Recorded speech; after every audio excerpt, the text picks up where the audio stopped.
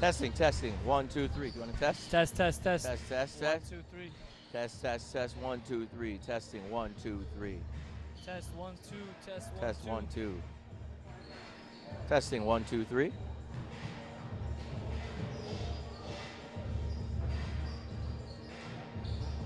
Test 1, 2, 1, 2. Test 1, 2, 3.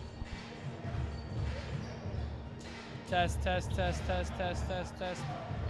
Test 1, 2, 3. Test, test, test. All right. Live. Hello and welcome to the 2013 Nike Henry Carr Early Bird Classic. My name is Drew Ebanks, and I got with me none other than Tarek Spiet from North Bowl Hoops. How you doing, Tarek? Doing great, man. Great.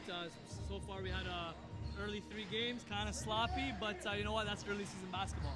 Give us a quick rundown of what happened so far. So to start off, we had Eastern defeating Mother Teresa by a score of 72 to 57. Followed that up by MacNabb beating Mother Teresa just now 62-49. And in between, Father Henry Carr, the home team, defeated Martingrove 70 to 42. That's some serious action right there. What do we have to look forward to? The defending champs, Father Henry Carr, taking on Brampton Centennial in our first web stream of the evening. Well, Henry Carr, they obviously lost a lot of talent in Dylan Brooks and size and Tanvir Bolar last year, but they got depth. They got a roster full of guys that can come in and contribute, whether it's starting lineup or on the bench. Brampton Centennial, team out of Brampton, obviously, tough team, and they're going to be able to be scrappy, but I think the overall depth might be too much for them. All right, well, I'm very much looking forward to this game and this tournament. Let's get it going. The 2013 Nike Father Henry Carr Early Bird Classic. Stay tuned, get ready, all the action right here, nonstop tonight. Game time. Yeah, you were standing there for a good... Got it back of your head nicely. This is all new. This is all new. We're going to get used to all this. Trial and error, trial and error. Where is she? Okay. There, I just saw her. Gotta get going. My game is sick. I think she's seen My me. game is sick. What are you doing? Look, I'm not doing it. Are you gonna do it? Tell Abby to come. The whole reason. Okay. She is you? My game is sick. You're doing the clock? Who's doing this? Tell me who's doing this.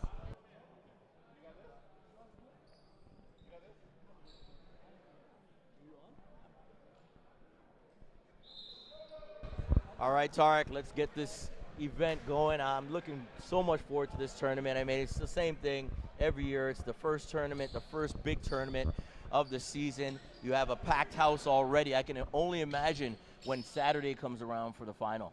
Yeah, definitely looking forward to the Saturday. Obviously, the competition is going to move up. You still have teams that haven't played, which will be playing tomorrow. A lot of talent overall in this tournament, and we're looking forward to high-level competition. This is what Canadian basketball is all about right here, and high-level high school ball. Well, it's about time, we build things back up to where it should be. And I think, these two schools are probably going to give a good example of where the talent level is in the city of Toronto and in Canada. No doubt. We talked about Henry Carr losing Dylan Brooks, losing Tanvir Bolar, 7'3", big man. So they're looking to kind of rebuild here. They got some veteran leadership in Brandon Chavanez, a senior point guard, and look for him to take a leadership role for this team. All right, you see right off the bat, 2-3 zone for Brampton Centennial.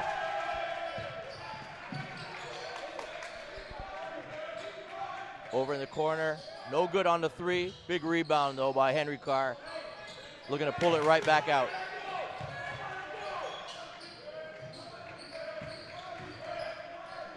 Great pass inside. Henry Carr with the first bucket of the game, and they lead it 2-0. That was Marcus Bonnick on the feed. The first game earlier today, he was real solid for them. He's been a solid player even last year. Shoots the 3 with great efficiency, but look to get him involved there. Yeah, it's good when you can get your offense going at the beginning. A good flow you want to start off with when you start the game. And as we can see on the sidelines, Coach Melnick is already at work. Oh, I was saying it earlier. Coach Melnick has one gear, and he stays at that gear, whether it's preseason, regular season, playoff, whatever the case may be. He's intense. That's for sure. Looked kind of clean there on that play, baseline drive, but the referees call it a foul. Number 5 hitting the line. Ty Stewart Nelson, like you said, he drew the contact there, sold it, and he's done a great job of working on his body over the last few years. And I saw him at Peach Jam over the summer, and I'm starting to believe that he's a point guard. You're going to see him making a lot of plays throughout the game, and you're going to see his vision, his passing ability. One thing we do want to see as he progresses in his game is his shooting ability. Yeah, I mean, young guys, you know, they don't really practice as much as they should in terms of shooting. You know, guys like to get to the hoop. They like the threes. You know, a lot of the mid-range game is lacking these days, especially in a lot of these young players. Oh, definitely, man. You're going to see a little of mid-range game in high school basketball. I watch a ton of it, as you do, and it's a weapon. You can use it to your advantage. And at the end of this game, we'll see how many come up one dribble, pull up in the mid-range. Henry Carr with the press, and that's Brendan, I believe, with the foul. It's good to see some post-secondary programs out here representing. You got John Campbell, formerly of Dalhousie, now a U of T head coach. You got Chris Cheng, of course, at Nipissing, building that program. Now we're back in action here with Brampton Centennial with the ball. Yeah, you know, it's always a thing when there's a lot of comments on a lot of the players heading down south and playing in the States. But you know what? I've always called for it. The Canadian schools, whether it's CIS, OCAA, they have to get out here to these tournaments. They have to be here to see the talent. The talent needs to know that they're appreciated and that they're looking at them. So it's great to see. Absolutely, absolutely. It provides incentive for these guys to go at it, something to play for, and shows that support. All right, still in the 2-3 zone. A little bit of interchanging there by Brampton Centennial.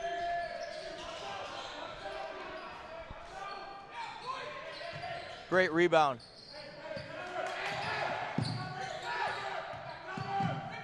I think it's a great decision by Coach Pajes to go in the zone. It is going to disturb them because they don't have what you call knockdown shooters as, for example, as St. Mike's would have. But we're going to see how they respond over here. So far, they've kind of struggled with it. Yeah, and it's an active zone. I mean, I just came back from Syracuse, and I tell you, that zone down there, the Hughes play, is incredible. That's a legendary zone. Coach Boeheim, you know, he talks angles, he talks length. You know, you get a guy like Tyler Ennis, he's got that length. He's only 6'2", but he has a great wingspan. And last year, of course, Michael Carter-Williams with that length, you know, it really does a number on the offense, that's for sure. And look what Michael Carter's doing right now. Who would have thought that? Quadruple double? That's wild. Almost had it, but hey, that was incredible. Big block inside. You know who that is? That's Tristan Thompson. Not Tristan Thompson of the Cleveland Cavs, but it's another Tristan Thompson from Brampton. Tristan Thompson 2.0. Let's get it done. You know, and the talk these days is about Brampton. You know, great segue there. What's happening in that city of Brampton? Just a basketball hotbed right now coming up from B-Town. I mean, you look at Anthony Bennett struggling a bit right now in the NBA, but he's going to right that ship. And Tristan Thompson changing to a right-hand dribble. Ridiculous. Tremendous. Yeah, I mean, there's a lot of talent out of Brampton, and there will be for years to come. I think that you look at it, and it's not just people just think Toronto. But it's Brampton, it's Mississauga, it's Hamilton. You know, it's Oakville. You know, all these cities make up the greater Toronto area.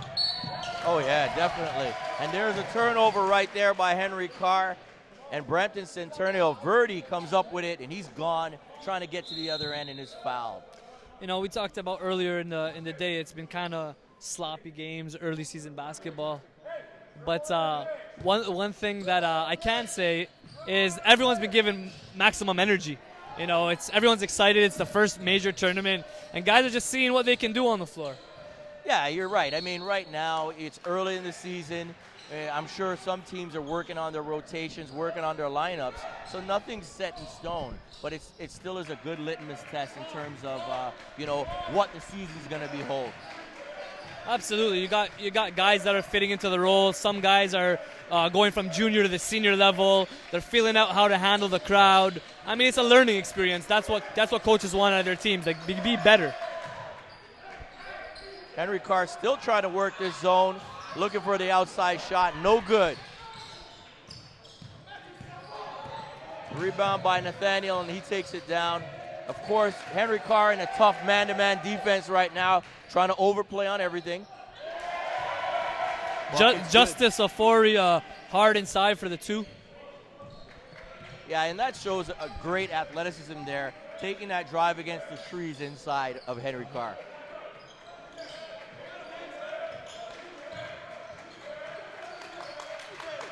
You got to be patient. You're playing against the zone. You don't want to rush things. You want to work it, and that looks like exactly what they're trying to do right now. Mm-hmm.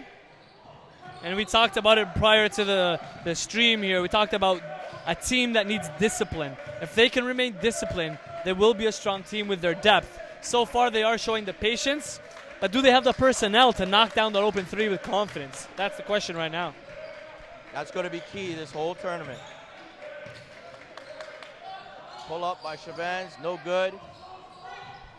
Brampton Centennial with the rebound, pushing it forward. That was Brandon Chavez on the missed 3. Senior point guard. He's got to be the leader for this team if they are to be successful. I mean, how time flies. I remember watching him a couple years ago, and he was a rookie on the squad, and now he's one of the older statesmen on the team. I mean, that's part of the growth. You know, you watch the older guys, the veterans, the seniors, if you will, on your team, and you learn from them. You try to learn and evolve as a player yourself, and we'll see what Brandon can come up with. This should be a big year for him if he wants it. He's got to take it, though. And like you said, the scouts are here, and whether it's CIS, I'm sure during the rest of the weekend you're going to have some U.S. scouts here. Absolutely. Too. It's up to you to prove what you can do. No doubt. I mean, you got Canisius will be in town. You got Vermont. I'm hearing from some of the America East programs, not too far from the border, so they'll be making a trip and then heading back over for their own games. So it's a busy time of the year for basketball. No doubt about that. You know, recently during the Canada basketball game against Jamaica, I was speaking to some of the schools in the Buffalo area and letting them know that they've got to be up here. I mean, they can't have schools that are thousands of miles away coming up here to Toronto recruiting some of the best players in North America, and they're not here. So I think they kind of heeded some of that, and they're up here. They know the talent is here, and they're so close. It's like a hop, skip, and a jump from a Buffalo, even like Rochester, yep. Syracuse, those areas. No doubt, and it's no secret anymore, just as Brampton Centennial gets a great stop right there. But you're right. There's the proximity is huge for those type of programs. It's no secret anymore. Obviously, Canada has talent, and they're going to have it for years to come. You know, that 2016 class is a special class. You know, year in, year out.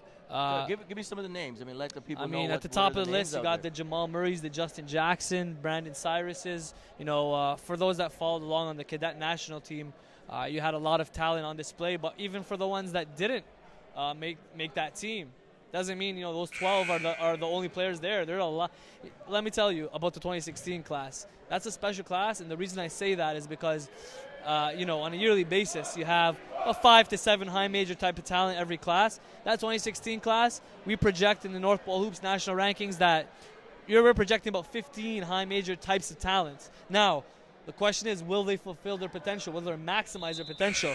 That is yet to be seen, but time is on their side, so it's really up to them. Now, is it a danger for some of them to be peaking too soon? It is dangerous if they don't have a good supporting system, a good supporting cast of people that are, and also if they're not self-motivated. You know, some of the hype could get to kids early, and then they'll settle, they'll get complacent. But in other ways, you know, you watch them grow and you watch them maximize as Brampton goes hard to the bucket here. Turnover, unforced right there. On a play like that, you got to really control your dribble. Because, you know, it looked like there was a gap there, but Henry Carr is quick to recover and close that little area, small area of opening. Slow start to the game, only 4-3 so far. Brampton Centennial has given fits to the Henry Carr offense. Ty Stewart Nelson to the bucket and gets to the line again for 2.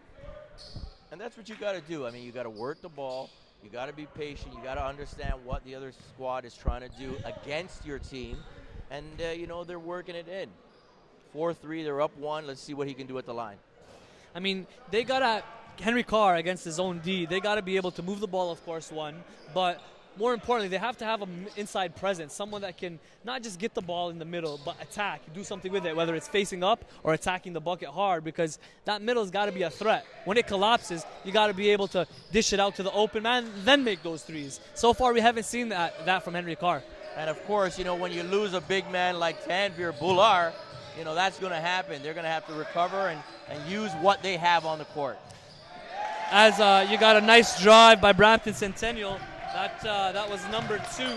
As we get familiar with these names, that was number 2, Jamal Edwards. I remember him from last year. He should be one of their top leaders. Well, I mean, that is a drive that you can't teach. That's something that's innate, where you learn to go left hand there to the left side and score it over the defense. Yeah, he took what the defense gave him. He went hard to the bucket, found the hole, was able to be successful there. Like I said, I think he's going to have a good year. I remember him last year, Jamal Edwards. We had a good conversation in saying that he's got to be more confident. He's got to take that leadership role, and we'll see what happens this year. All right, right now the crowd is, a little bit quiet. They're waiting for something to happen, something special.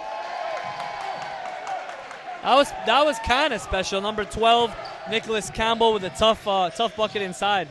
This Brampton Centennial team is showing fearlessness right now. They're taking it right at Henry Carr, realizing there's no real shot blocker in the middle. No doubt. We talked about that talent in Brampton. They're not going to back down. Henry Carr comes off. A lot of the times they could be intimidating for other teams, but Brampton's not going to have any of that. They're not going to be scared of the pressure. And right now, on offense, they're doing a better job, but more importantly, defensively, wow, almost the and one there. But defensively, like we kept saying, right now, Henry Carr's in trouble. Yeah, and I don't know what the call was there. I think I missed that. Was it travel? Travel, I thought so. It was close to being a foul, but they didn't call the foul. That's a play where it can go either way. Fortunately for Henry Carr, they got the call on that, and they're actually down 7-5 right now. I mean, 7-5 with 1 minute and 7 seconds left in the first quarter. I mean, talk about preseason basketball. Guys don't seem to be in tune with their sets. Some might not even have sets this early in the game, but I mean, it's the defense or is it the offense? It's a mixture of both. I think it's a mixture of both. Brampton Centennial is definitely doing a great job. Look right there with the block. Great job defensively with using their length, covering a lot of room on the defensive end. Maybe their nickname should be No Fear right now, because they certainly are not intimidated by this home court advantage by Henry Carr. Not at all. Henry Carr pushing it up front, pulling it back out. Gotta shoot that. Marcus Bonnick, that's a shot that he typically will hit. I mean, over the years, I've seen him make that many times. Wow, that's same guy, the usual suspect. Something tells me we're going to be saying his name a lot. That's Nicholas Campbell, 6'2" guard. Oh, that is close. That looked clean. Nathaniel there. Looked like he got the clean block, but the referee saw something different. And it's 2 shots for Henry Carr, trailing 9-5 with 4.3 seconds left. I hope you're enjoying the broadcast here, brought to you by none other than Ill Minds Media, producing this broadcast. They've been doing this for the last several years here at the Henry Carr Classic. Tremendous job, as always. Look for their quality content on their YouTube page as well. And, of course, I'm joined by none other than North Pole Hoops' Tarek Spiet. Tremendous job you've done over the years.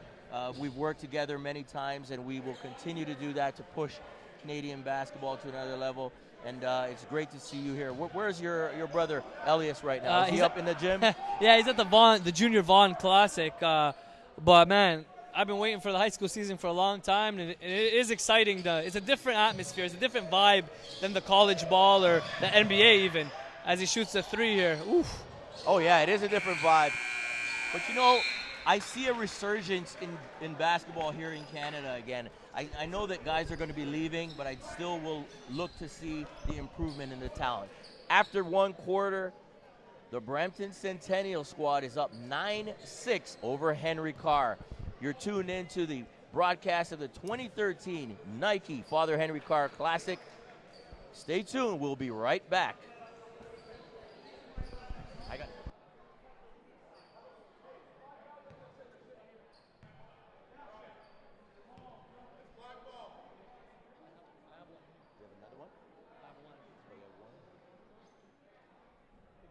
Coach, we got one blue sub coming in, okay? One blue sub coming in. We got subs too, ref. I need it. Ref. We got 3 coming.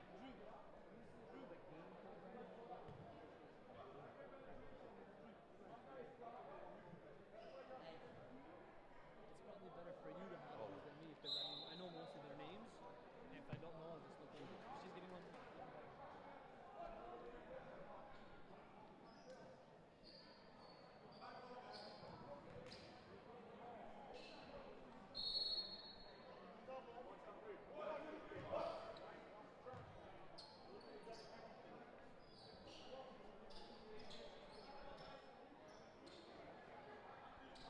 Welcome back to Father Henry Carr, the 2013 Early Bird Classic. It's 9-6. We're just about to start the second quarter. 9-6 for Brampton Centennial. Tarek, what do you see so far in the game? Well, like we said, Brampton Centennial hurting Henry Carr with the zone defense. Now, the question is, how will Henry Carr respond? We saw them get under their skin a little bit in the first quarter. I see a little bit of frustration, but they got to remain composed. Most definitely have to remain composed in this. They're at home. You know, they needed 1 or 2 big plays, and their crowd is going to start making some real noise. No doubt. They're being patient around the perimeter. Ty Stewart Nelson with the ball. Working it, shaking bacon, finding a guy inside. Jairus Kazumba with the 3, and he hits it. That's a new guy in town. That's a great shot, and that's the way to move the ball. I love his length out there on the perimeter, being able to see over the defense. Yeah, Jairus Kazumba, he's a transfer. And he, in his younger years, he was a scoring machine. So he's new to the program, and we'll see what he can do as far as fitting in. He hit his first 3 points, I think, of the tournament with that one. Yeah, that's a great shot. I mean, you love to see that from guys, you know, really working on their game and getting a shot to go in a big game right now to start the tournament for Henry Carr. You look around, it's a packed house. You know, you got people covering the doors on both sides. Got the cheerleaders. Tied up, 9-9. Wow, the defense, Brendan Chavans is just really up into his opponent right there.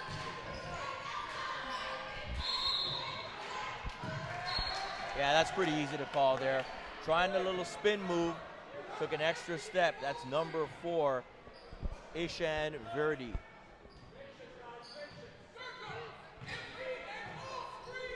Now you don't see a lot against this zone. You don't see a lot of high posts coming from Father Henry Carr, and I think that's a way that they're going to be able to be effective. Is maybe a high-low. We'll see if they go to that. Doesn't look like they have anything on the middle. Again, they have to attack the zone. Well, if you're going to attack the zone, you have to have a inside presence in the middle as Ty Stewart Nelson knocks down the 3. That's the other option, is nail 3s, but that's a tough shot. I mean, if you're talented like that, sometimes you just want to let it go and see where it fits in, you know? You know he's definitely got the green light from Coach Melnick. No doubt. Not a great shot there by number 2, Jamal Edwards. You got to really try to work the basketball around. Don't get impatient against Father Henry Carr.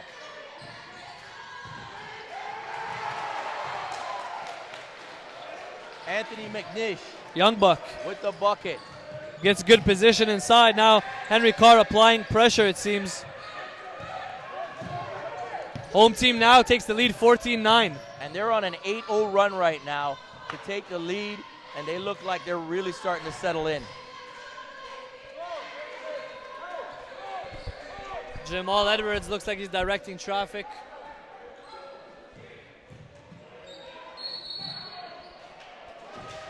Traveling call. And it seems like Brampton Centennial is getting a little bit flustered right now. A couple turnovers. 14-9 is the score. 5:36 left in the second quarter. You're tuned into the Father Henry Carr Classic at Father Henry Carr Catholic School. Well, what happened here is looks like Paul Melnick threw on some pressure. You know, they mixed it up, and I think over the years, Henry Carr has built a reputation for being able to turn opposition over and get easy buckets. And right now, Henry Carr has added the pressure. Brampton Centennial hasn't been able to respond. And as a result, they've gone on a little bit of a run to take a 5-point lead. Yeah, you know, they had control. I mean, it seemed like the tide was in the favor of Brampton Centennial. And all of a sudden, a couple big plays, a couple steals, a couple turnovers, and 2 big threes by Henry Carr, and there you have it. They're up 14-9 in a very low-scoring affair right now. Doesn't seem like these teams are able to get out on the break at all. Both teams are recovering and getting back on defense. Definitely. It's going to be one of those, it feels like it at least, it's going to be one of those scrappy games, you know. Got to dig deep. You got to be working for every possession because nothing's coming easy. It's going to be either a hard foul or a deep three, it seems. And Bonnick misses that. Henry Carr cannot save it. Kazumba tries to keep it in, but it goes the other way. Brampton Centennial has the ball, down 5. Now let's see what they're going to do here on offense. Looks like they're trying to set some high screens. Good ball movement so far. Preet Baines over to Campbell.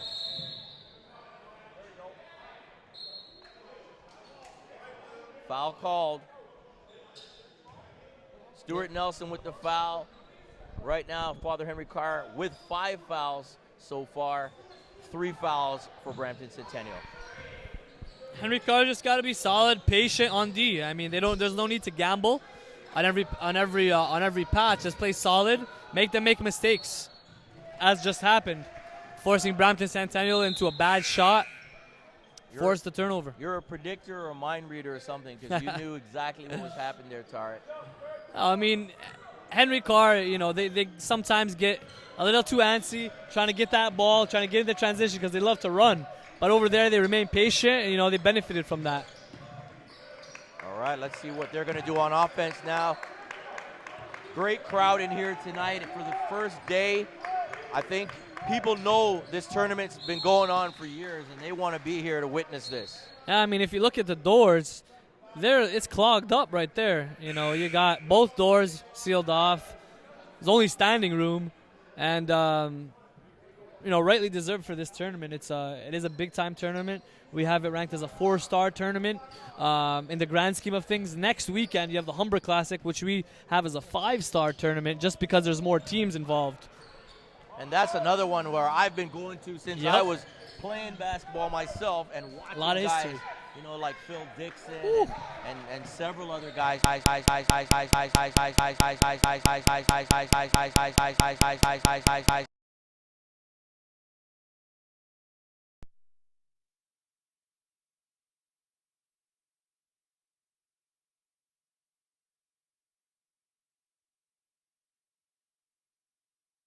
I'm not mistaken, at Runnymede, and I asked him who's the best player.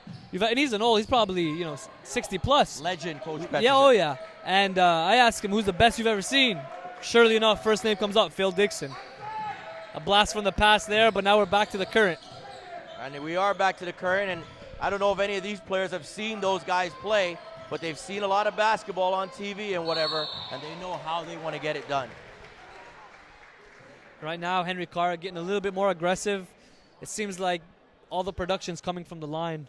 They're trying to get to the hole, trying to, initiate the contact. And those baseline passes, I mean, when they penetrate, they're looking for the guy on the baseline who usually, when the defense is shifting in the zone, is going to be wide open. Definitely. When it comes to the zone defense, when I used to play in high school, I was a point guard. And I really struggled against the zone. I didn't have that IQ to be able to read things and spacing, right? But now watching it, it's you get to pick it apart a little bit more. But playing the game is so much different. I mean, that's what a lot of point guards struggle with is the spacing, be able to get the right man and the ball at the right time. They're doing a better job of it right now, Henry Carr is. Yeah, you learn. And after that session there, Brendan Chavans makes one of two. Henry Carr up 6, 15-9 with 3:39 left in the second quarter. Good stop right now. Good defense by Henry Carr. Looking to push the action. And there's a foul there. Tristan Thompson looks like he's going to go to the line. Shooting 2. My man Keith is calling for a little bit more time. 3:29. Let's talk quickly about the referee crew. These guys here, legends in their own mind, maybe if not ours, but they're three solid referees that we've known over the years. You've known over the years because you're much older than I am. We're not going to throw any numbers out there, though. Hey, keep that private, all right? It's a joy to be involved in Canadian basketball and what's happening in this country. The growth of this sport is tremendous, growing at 16% a year, surpassing all other sports in Canada. Now it's just time for the powers that be and the governments to realize, hey, let's put a little bit more funding into this sport and keep it going. I think it will happen organically, but for most part, these players that we're watching got to understand that they have an opportunity of a lifetime. The last generation never had that opportunity. Wow, what a move by Chavez! But then he's called for the charge. Called for the charge. And I'm telling you, he made the shot too, Tarek. He did, and he unfortunately got called for a charge, but was able to break through, and get a little crowd a little antsy. Unfortunate charge call there. And that's the play I was talking about. That split dribble right through the double team on the press, and unfortunately got called for the charge. He split the defense, was that what it was? Oh, it was incredible. It got me looking on the other side there. He split two guys right in the middle. Beautiful. That's what Brandon can do. He's a crafty point guard. He's able to get into the gaps. He has got great body control. He seems hesitant to shoot the ball with confidence, but again, he is a guy, he has an opportunity to have a big year. He's a senior, and ultimately, Henry Carr is going to go as far as he takes them if he wants that leadership role. And I want to see him be more aggressive. I want to see Brendan, really decide he's going to be a guy that can take over a game. Of course, you're playing within the team concept, and I think he's got the capability, and the eyes are going to be on him. This is one of the top teams in the province right now, Henry Carr, as they usually are. Mm-hmm. And so he's going to have opportunities, like you said, to impress the scouts. Yep. Coach Melnick telling the guys, settle down, work this 2-3 zone, be patient. There you go, there's the high post. Swings it on the outside, no good on the three. Big rebound by Thompson. Chavez, he's fouled. No. I thought they got a piece of him there, but it's travel. We've seen a lot of travel calls today. A lot of turnovers so far. Do you think these teams are a little bit nervous right now?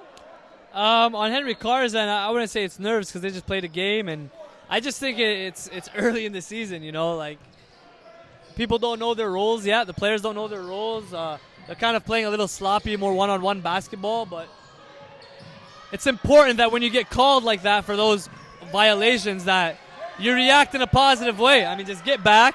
It's not going to change. Don't get down on yourself and play some ball. Just get back into your system. Good defense there by Chavez. He's up on his opponent. Simmons, no, looked like he was going to shoot that. Pass it over to Verdi. Verdi can't get it to drop. Rebound for Henry Carr.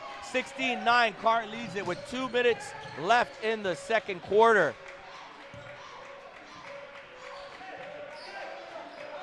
Zone defense once again looking big for Brampton Centennial as Kazumba shoots the three. No good. Big rebound by Verdi. Simmons takes it up. Good pressure. A lot of pressure. Oh, almost a charge there. Game's getting a bit physical. The referee's got to really watch this. No calls. Been a couple fouls that the refs missed in the last couple possessions. Shot is no good by number 2, Jamal Edwards. Henry Carr coming right back down. Action is intense. The pull-up, no good by Grant Audu. If opposing coaches are watching this right here, they're taking a page out of Coach Louis Paes' book, because this zone defense is definitely slowing down Henry Carr. I know they lead 16-9, but it's definitely slowing them down and keeping Brampton Centennial in the game as they shoot an air ball on the three. And there's the offensive foul over the back. Anthony McNeish called. Good call right there. He had his hand fully on his back. 16-9, 58.3 seconds left. I must say, this first half has gone by pretty fast, Tarek. Well, yeah, I mean, There has been a lot of action, but just not enough buckets, which is fine. It's that sort of game. It's definitely tactical. Defenses are changing. You got a zone on one end. You got some pressure on the other end. It seems like everyone's getting to the line to get their production. Guys are not hitting shots, that's for sure.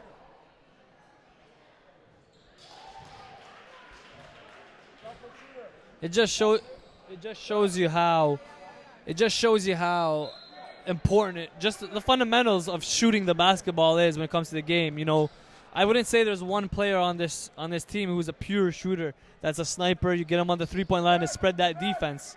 If there was, they'd be causing a lot of havoc right now for that zone D. Yeah, and then they might have to come out of the zone. Absolutely. And banging shots. All right, back to the action. 16-10. Coach Melnick yelling out instructions on the sideline to his team to spread it out. Now, what do you think about the fact that there's no shot clock yet? What do you see in terms of that coming in? Oh, that kills me. That kills me every year. I mean, tweet about it constantly. It does no justice to the players. It hurts their development. As Marcus Bonnick, I was going to get to him. He's the guy that can hit the three. He's probably their best shooter at Henry Carr, shoots with most efficiency. He's got to be ready to catch and shoot against his own defense. And he spreads the lead up to 9 now, 19-10. And another turnover by Brampton Centennial. Maybe the nerves are starting to get to them a little bit in this setting, playing on the home court of Father Henry Carr. Look a little shaky towards the second part of this first half. Yeah, you're right. I mean, it's not like they're forcing the turnovers. They're just, Brampton Centennial is kind of just throwing it away. All right, we got 6 seconds left. Let's see what they're going to do. Bonnick On the buzzer. He's looking for it, doesn't get it. The right idea, though. I mean, he's your best shooter. You want him to take that shot. Had he made it, it would have been a double-digit lead. But right now, it's 19-10. Henry Carr, home team, leads Brampton Centennial. And stay tuned. We'll come back with the stats and second half action. You're listening to the 2013 Nike Father Henry Carr Early Bird Classic right here in Toronto, Canada.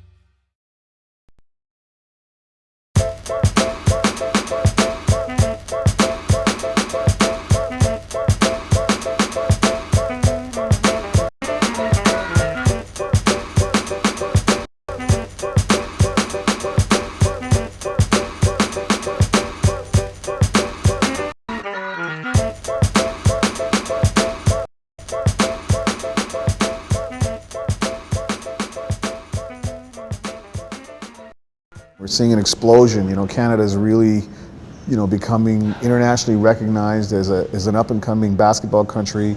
You know, I think the cadet program starting when it did, to see that group come through, win a World Championship bronze with Kevin Pangos, Anthony Bennett, it really was inspirational and aspirational for a lot of young players preceding them.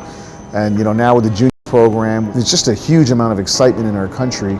And it's great to see them proudly representing the country and the flag. And I think the young kids have really been integral in spurring that on. I'm impressed. They're truly Canadians. They're humble kids. They're not cocky. They're not arrogant. They have that Canadian persona. They're passionate about their country in a subtle way. It's not necessarily rah-rah, but they love their country and they go to war for it. When every time we're on the court, they're willing to give everything they can, sacrifice summers, a lot of time off from their friends. It's a tough sacrifice for young kids, but they've given a lot for their country and I'm proud of them. Playing on the junior national team, you know, it's always an honor to play for Canada and not just Ontario. Getting the chance to play for Canada is an honor for me. The game of basketball means a lot. You know, I grew up with my brothers playing, my dad coaching, so, you know, I was born into it. I've made it my life. I worked hard at it, made it something I want to do, made it want to be a profession when I grow up. just being a leader on the court, you know, distributing the ball, scoring sometimes, but get everybody else involved, just leading the team and winning.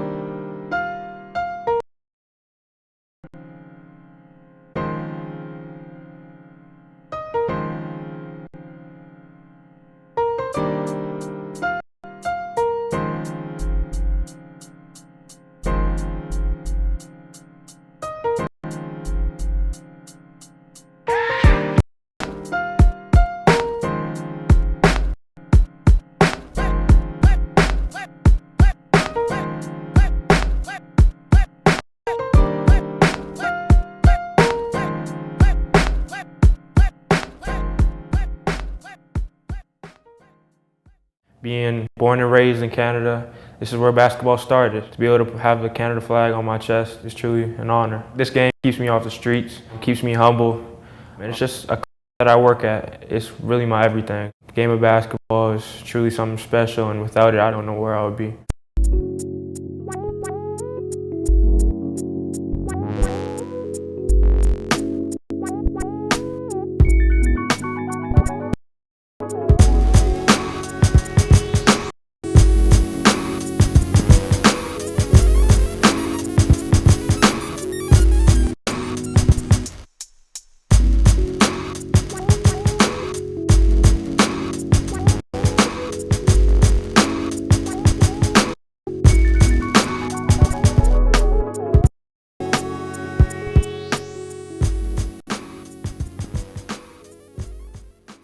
From a young age, I've been playing basketball ever since I can remember.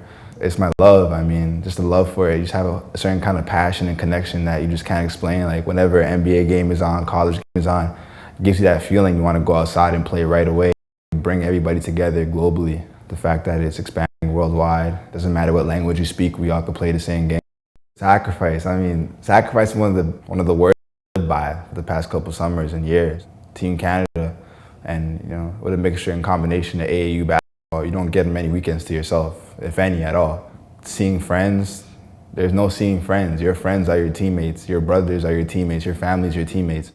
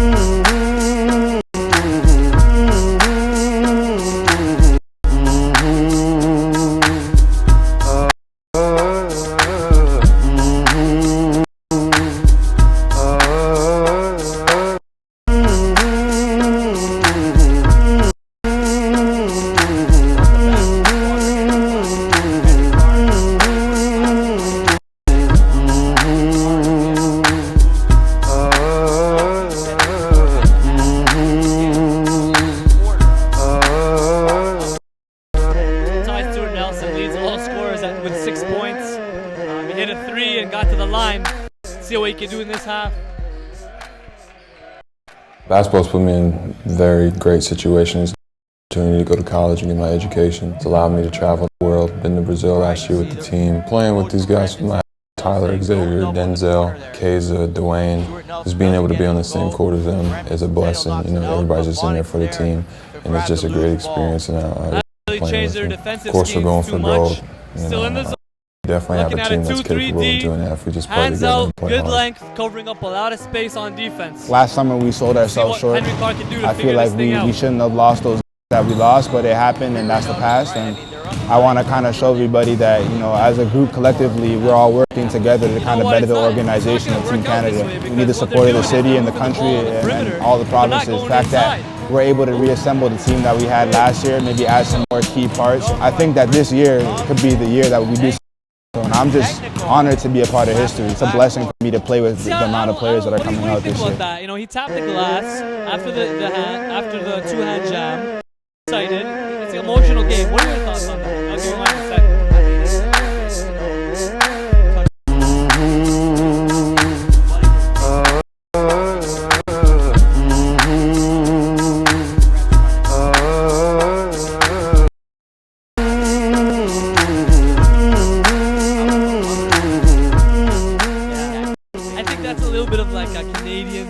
to be honest. And I hate to call anything a Canadian thing, but I mean, it's an emotional game. You know, if someone gets a block and says, you know, not here, you know, that's okay, in my opinion at least. If they're slapping the glass, I mean, it's not hurting anybody. You know what I mean?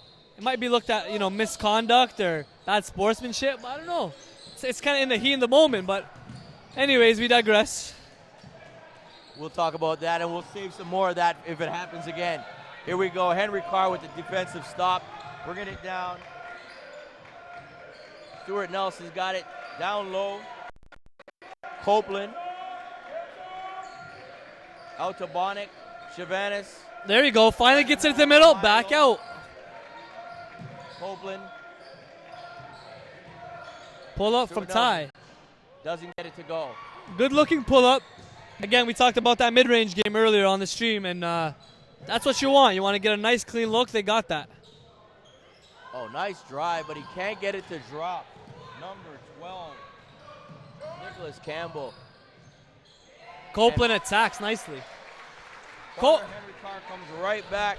That's number 34, Lamar Copeland with the bucket. 23-12, Henry Carr leads it. 5:56 left in the third quarter.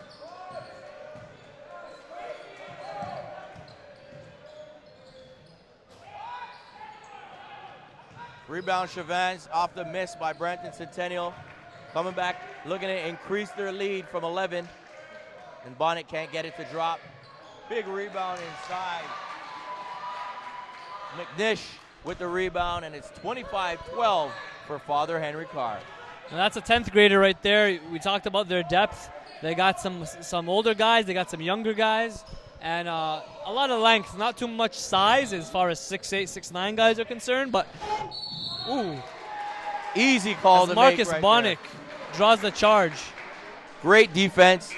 The ability to realize and recognize when the driver is coming in and set your feet.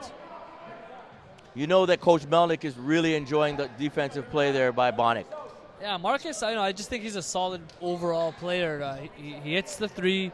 He makes good decisions, and he does those little things like just drawing a foul. He did the same thing, drawing an offensive foul in the last game. So look for him to continue to kind of be a good producer and a plus on the floor at all times. Okay, back to the zone right here. Trying to go over top in the alley-oop. Didn't get it to drop. He thought he had Andrew Wiggins on the other end there looking to throw that down. I mean, again, you're a PG. You got to know your personnel. Throwing up a lob from the back door, I mean, that was a tough catch, over the defense. Defenders. Exactly. And if he was going to catch it, what is he to do after that? So, I mean, as a point guard, you just got to know your personnel, make some sound decisions, and take care of the ball. Here we go, back to live action. 25-12, Father Henry Carr leads it over Brampton Centennial. And the beginning of the game, at the start, Brampton looked pretty comfortable. A few turnovers to end the second quarter, and a couple big threes by Father Henry Carr blew the lead wide open, and they lead by 13 with 4 minutes and 23 seconds left. Ty Stewart Nelson's got to be ready to shoot that ball. He got an open look. He hesitated, and the defense recovered. And, I mean, they settled for a little bit of a tougher shot there. You're exactly right. I mean, when you got the ball movement they have, and against the zone that's kind of packed inside, you have to be ready to shoot that long triple and get it down. 25-12, there's a timeout on the floor. Brampton Centennial calls it as they were almost trapped in the corner. What are your overall impressions so far of the game, Tart? I mean, just to touch on a little bit the last play, you had an open shot. That's what you want in the zone D. But when you get that ball, there's nothing to think about. You launch, and you got to launch with confidence. I'll take it back to last year, the offset championships, and last year as a whole, the champions in St. Mike's. And you're going to see this as we go throughout the season. They got 5 players on the floor, all weapons on the perimeter. They get the open shot on the three, they won't hesitate. And that's a credit to Coach Zauner at St. Mike's. He's been able to implement a confidence into every player.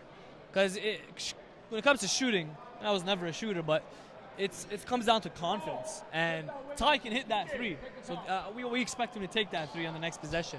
You know, sometimes guys are a little unselfish. You know, they want to Too get their unselfish to a fault. That's right. They want to get the rest of their teammates involved, and that could be a case there. But I'm sure going forward, when he gets the next one, I'm sure Coach Melnick told him, you got to shoot that. No doubt, no doubt. Back to live action here at Father Henry Carr. Verdi inside, and he gets it to go. He cuts the lead to 11, and Father Henry Carr pushes it right back up the court. Bonnick has it up top. It looks like a 1-3-1 now. Point guard up top. Yep. Tavon Samuels, small guy, but I'm sure he's pretty quick and crafty out there at the top. When you're that small, you got to be able to provide other things, the intangibles, and it looks like that's what he's doing.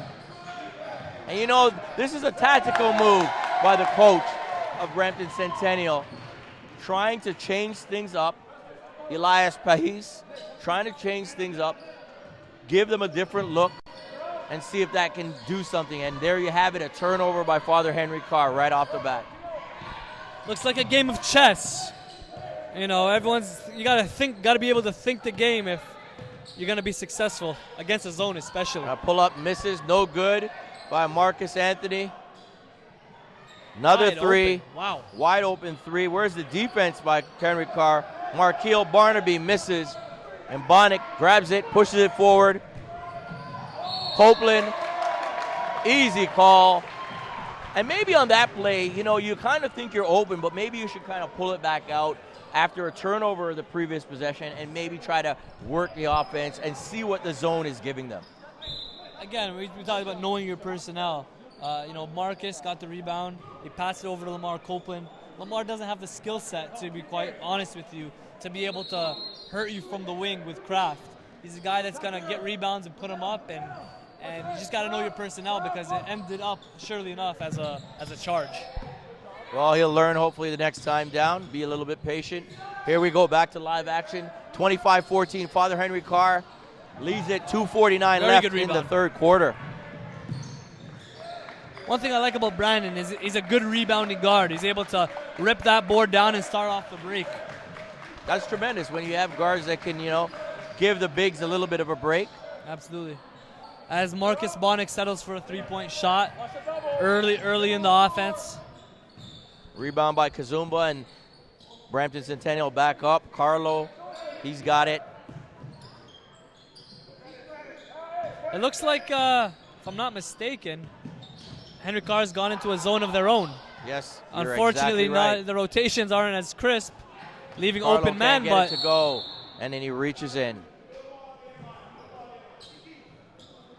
Well, you know, I mean, for Carr, they've been playing man-to-man the whole game. Maybe they need a little bit of a break right now, you know, just to settle themselves a bit. Coach Melnick, a tactician as always.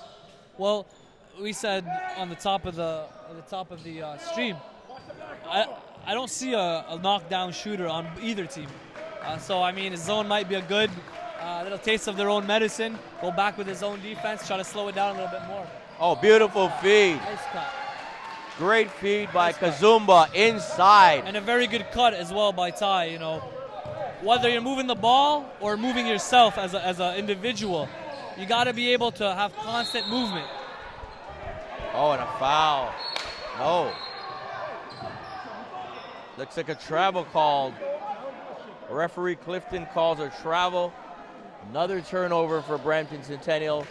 They trail it 27-14 with 1:41 left in the third quarter. We'll see if Henry Carr does a little bit of movement off the ball. Everyone seems to be stagnant right now in the offense, standing around, moving the ball here. Bonnick drives baseline, swings it, back out. Again. He's got to shoot that. Stuart Nelson's got to shoot that when it's wide open. It's the shot you want. It's the shot you want.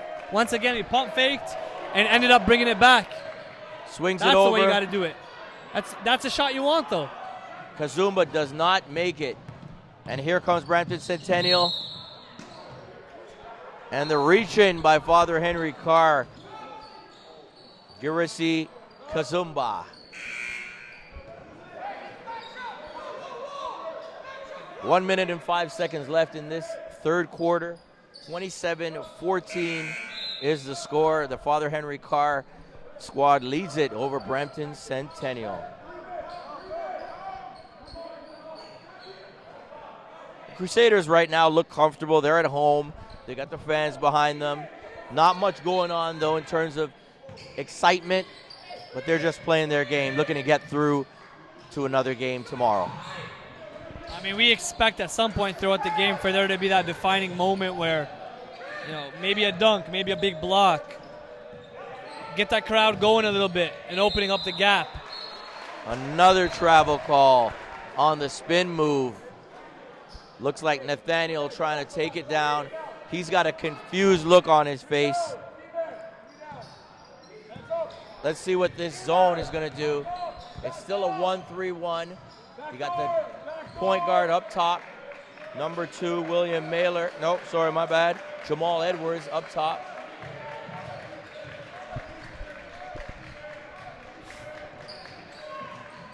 Father Henry Carr very patient right now. You got 26 seconds left. I mean, what is shocking to me is I'm not seeing movement off of the ball. There aren't any cuts.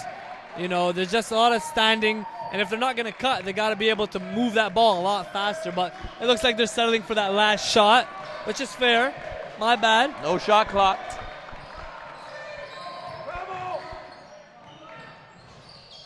No good.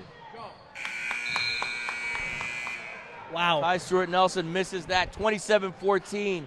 What a low-scoring game. This is 3 quarters, folks. Not the first quarter, not the second. After 3 quarters, it's 27-14, Father Henry Carr. 1 quarter to go. Drew, I think the live stream might be getting to them. They're getting some stage fright here. 27-14 at the end of 3 quarters, Drew? Are you kidding me? They're not used to right now this spotlight on them, Tarek, in terms of the web stream, the broadcast, you know, giving the goods on these players. Maybe we're making them a little nervous. Who knows? Maybe not. Or maybe it's, you know, some good chess playing here, a little strategy from Coach Louis Pajes, who started things off with the zone D, countered by Coach Melnick, came back with a zone D of his own, and it's just slowed down the game. No transition basketball we're seeing.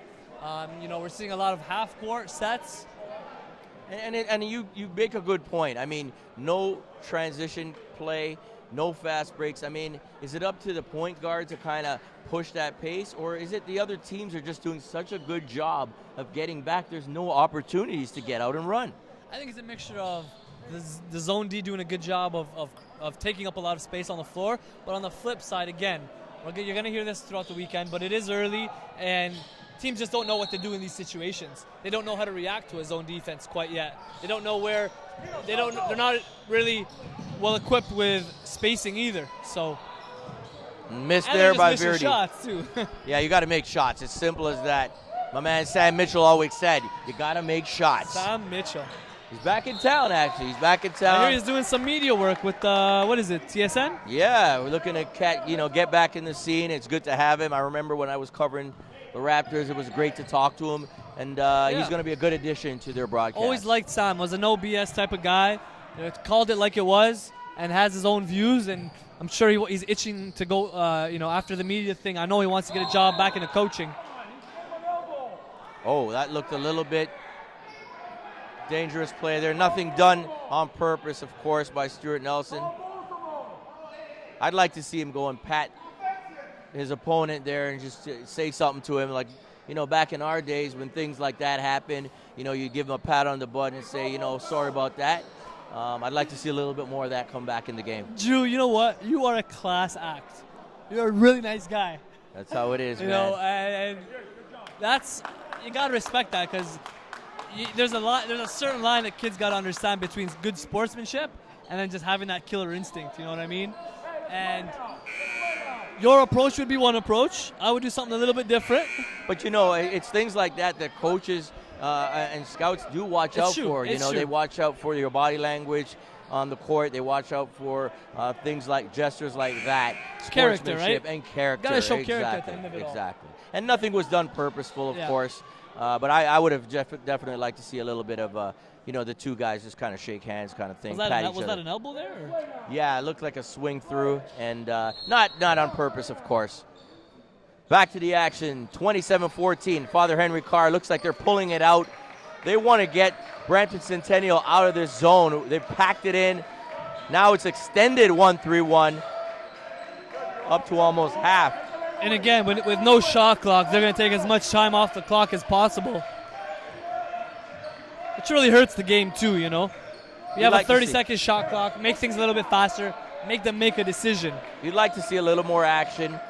But, you know, they've earned the right. They're up 13, so Brampton's going to have to come out of the zone if they want to change things. You got to shoot that, Ty. Big shot. Stewart So he gave Nelson. up a open three. You know, this time he was able to be successful at the hole, but I'd like to see Ty shoot that ball with confidence. Oh, lucky bounce there, Chavez. Beautiful drive, and the crowd is into the game. And another turnover here, and foul. Brampton Centennial, they're losing it right now. Kazumba with the steal, goes up for the shot, and is fouled on the arm. 31-14, the lead is 17 for Father Henry Carr with 6:41 left. That happened real quick. I mean, we talked about transition buckets. Haven't seen a lot of them in this game, but 2 or 3 possessions later, and it's like you said, it's a double-digit lead. Looking at 17 points now. Make that 18. Kazumba makes the first free throw. Subs are coming in. That's one thing with Henry Carr. You got to be able to weather that storm, and they'll come at you in different spurts. They'll give you a 6-0 run. They'll give you a 10-0 run. And if you're not kind of composed, they can just hit you with a full court pressure out of the blue. And that's how they get their buckets. That's how they create big leads. Very much pressure defense oriented. And there you have it. A little bit of a break in the action. Timeout for Brampton Centennial. They're going to have to come up with something, down 32-14 with 6:41 left in the fourth quarter. Both teams have 4 personal fouls, 4 team fouls, I should say. And this one might be getting out of hand right now. Down 18. They're going to have to maybe come out of that zone and go full court and see if they can get a few turnovers and try to stem this tide and cut the gap a bit. Well, they scored 14 points during the fourth quarter. So if they are to make a comeback, it would be a miracle based off the fact that they'd have to double their overall output just to be in the game. So they're going to have to score. They're going to have to outscore them handily in this fourth quarter, which doesn't look good right now. Well, you know what? Nothing gained, nothing tried. They've got to try to get back into this game. And you know what? You got to credit Henry Carr. They stayed patient. Coach Melnick switched up the defenses. And you know what? They did. They took out time off of each possession. They went back and forth. They spread the floor. I don't believe they did a great job of attacking the zone. But, you know, they said if Brampton's going to go into a zone, fine. Let's kill some time here. And eventually they're going to have to get out of that zone. Brampton Centennial, that is, if they want that basketball. Right now, next possession down. Exactly. All right, free throw missed. 1 free throw made. 32-14. Father Henry Carr leads it. Oh, great pull-up. Number 2. Jamal Edwards gets it going. I think he's their guy, and as the season progresses, you're going to see him come out of his shell a little bit. We saw it last year. He showed glimpses. And as you called it, it's a man-to-man defense for Brampton Centennial, but not great defense as they give up a drive and almost give up a rebound. It looked like Jamal Edwards actually saved it on that possession, but they called out of bounds. And again, they're back to the man. Henry Carr has it on the sideline. Throws it inside. Stuart Nelson's got it. Verity on defense, playing him tight. Stuart Nelson, great handles. Swings it outside. Kazumba misses, but big rebound inside by Grant Audu. I'm assuming, considering Mr. Richard Audu went to this school, maybe a relative of Younger Richard. brother. There you go. Younger brother. And, you know, I mentioned earlier talking to you before about the Canadian talent. And Father Henry Carr is a program that has put out some tremendous Canadian talent. You go from Tyler Ennis to at Syracuse, Dylan Brooks now down at Finley Prep. Shamik Sutherland went the JUCO route and just committed to, I believe, Bradley. So a lot of guys, a lot of talent coming out of this program. And Richard Audu, like we said, at Siena. Yep. Tremendous right there, the talent. And, of course, the big Bullard brothers down at New Mexico State with Daniel Mullings and the whole Canadian contingent down there. Paul Weir, shout-outs to Coach Weir. Holding it down for Canada. Yeah, we hope to start streaming some of the New Mexico State games as well, so that people can see the opportunities that are happening for our Canadians down south. Well, Paul Weir says if it's not broken, don't fix it. He continues that Canadian pipeline. Of course, he is Canadian, from Toronto, from Mississauga, actually, from my home city. Coached at York too. Correct. So he's climbed up the ladder. Happy for him. 104 Canadians so far by our count in the NCAA. That's incredible. I mean, a few years ago, you would never have thought that the explosion would happen like this. And we've seen it coming, though, Drew. We've seen it coming for 4 years now. That's true. 100 players at that level. And you know what, Tarek? Those 100 players, for the most part, are actually very integral parts of their teams. They're not just going down there and sitting on the end of the bench. They're actually guys that are impacts. Exactly. Back to the action now. Father Henry Carr leads it 33-17. Big miss inside by McNeish there. Good hustle, though. Ball scrambling. And a timeout is called. Clifton, the referee, calls a timeout for Father Henry Carr as they lead it by 17 with 5 minutes and 5 seconds left in the fourth quarter. That was Anthony McNish on the floor. I got to say, I love his energy. You know, he's showing a high motor, even as an underclassman. Only in grade 10. Missed that shot, got back after it, got on the floor. And that's what you need. You need to hustle. You need, your coach wants to see that. He wants to see you, even though you're up 17, he wants to see you getting on the floor and getting dirty with it and trying to get the rock. As I said, 10th grader, a couple young guys on that team, Anthony McNish and Grand Adu. Guys that were integral in their junior team, and if they're going to want minutes, they're going to need some more of that. I'm impressed with the young guys on Father Henry Carr. A steal. Nathaniel goes down, gets it to go, and it's a bucket. 33-18. Centennial looking to force the action right now, and a grab on the arm. Number 33. It's a hard foul. It was a hard foul, nothing dirty, but just made sure he wasn't going to get that bucket for the and one. That's on Shai Aarons.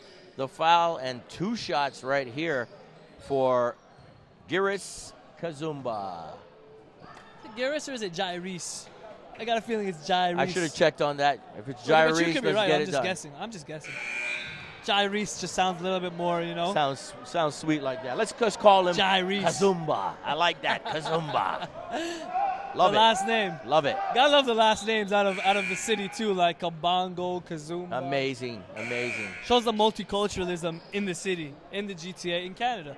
Oh yeah, it's a true microcosm of this game is a microcosm of this city and this country, and it's great to see that every nationality loves basketball. No doubt. Oh, missed free throw. Kazumba goes back up. Looks like he's fouled.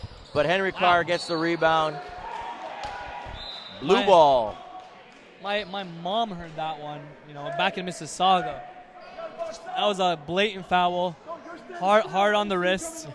You heard that too, right? Oh yeah, definitely. barking for a call. They're not going to get it, but get the ball back.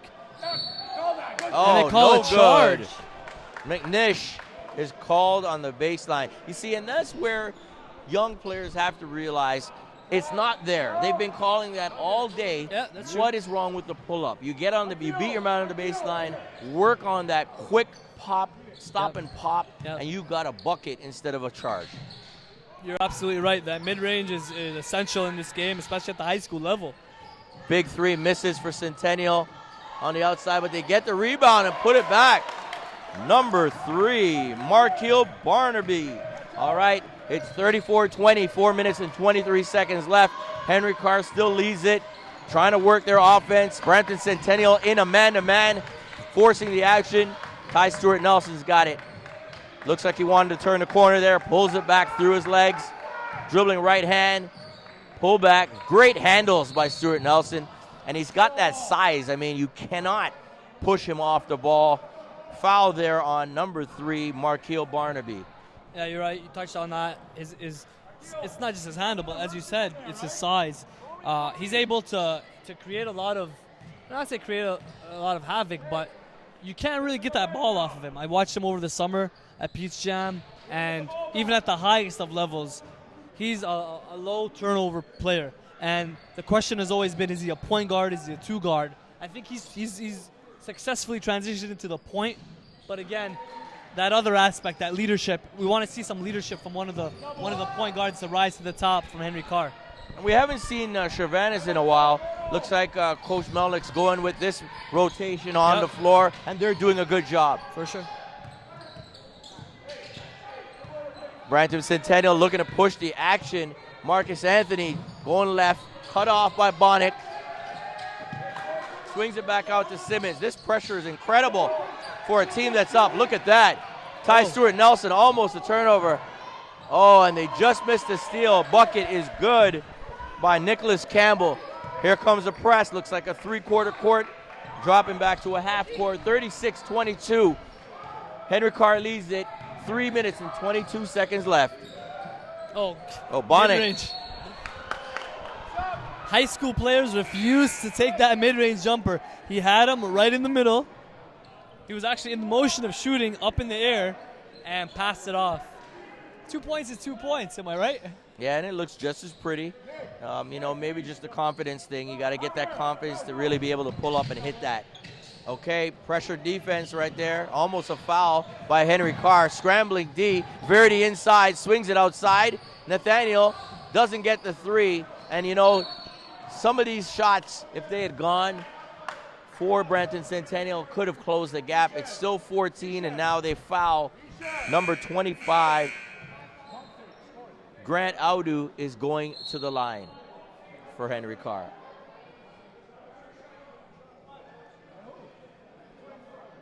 Some of it, I think, also when it comes to that mid-range game, it's repetition. If there's any players watching the stream, got to get in that gym, be able to sweep, one dribble, two dribble, pull up. It's a repetition thing. To have that confidence is created from repetition. Looks like a timeout's called here. Timeout on the floor, 36-22. Henry Carr leads it. Referees, though, call the teams back to the floor. It's a 14-point game. It's not impossible to make a comeback here. They've got to make some shots. Time is against them, no doubt. And if Audu makes these two free throws, the gap goes to 16. Let's see what he does here at the line. Gets the first one to drop. 37-22. Father Henry Carr leading it in their own tournament. Looking to move on to the championship rounds. And he gets the second one to go. 38-22 with 3 minutes left in the basketball game. And an unforced turnover by Brampton Centennial. That's not going to do it right there. Edwards throws it out of bounds off Verdi's hand, who was not expecting the ball there. And here we go. Father Henry Carr comes up. Man-to-man defense. They came out of the zone. They had to. Brampton Centennial. Stuart Nelson, he's got to shoot that. And a little bit lack of confidence there. He misses it. Oh, Bonnick tries to get it inside. Misses. Back comes number 15. And another travel call. Brampton Centennial walk again. And those kind of plays are not going to help you if you're trying to get back in a ball game, Tarek. No, I mean, they've kind of dug a hole too deep for them to get back. Now down 16, 2.5 minutes. Little room for error. No room for error, basically. Yep. Stuart Campbell, very, very, very crafty there. Stuart Nelson, I should say, very crafty with the handles. Probably the best handles I've seen out here today. Bonnick showing a little bit of his handles as well. Over to Stuart Nelson. Audu looking inside. Oh, ball's thrown away. Coach Pahis is telling his team, push it on the outside. Nathaniel makes the three. 13 point is the gap. 38-25 for Father Henry Carr. Full court press. Audu with it, and he's got some length on him, Tarek. He does. Youngster, as you can tell, lost little focus there as the Brampton Centennial gets the ball back. Saved ball, almost came right at us. Great play. Behind the back pass. Great play. Marcus Anthony gets it to go. Heady pass by Jamal Edwards. Gave a behind the back pass just to avoid wasting more time. Bonnick. They got to call that a charge. And it's a defensive foul there. Wow. Brampton Centennial was looking for that charge and didn't get it. They're down 11, 38-27 with a minute and 40 left in the game.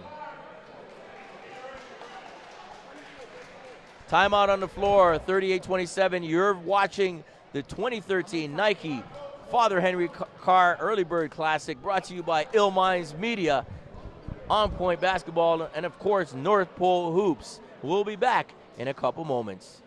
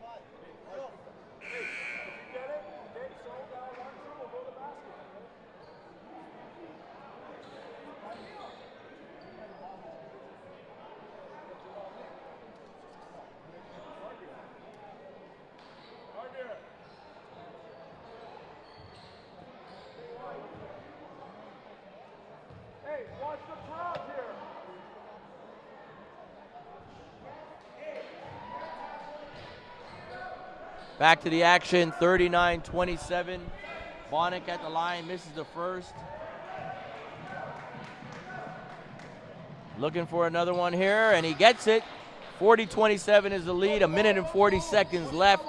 Thank you for tuning in to the web stream brought to you by Ill Minds Media, North Pole Hoops, and On Point Basketball. Intense action to close out this one. Bonnick with the rebound. Oh, and it goes out of bounds. Father Henry Carr turning it over a little bit, Tark. Yeah, you know, right now they're fortunate enough to have a 13-point lead, but I mean, at this point down the stretch, they're going to have to learn to take care of that basketball. Most definitely. Shots missed by Marcus Anthony right there. Rebound by Justice Ofori, but loses it to Father Henry Carr. Stuart Nelson, he's got it, full court press. Marcus Anthony, number 2, he's up.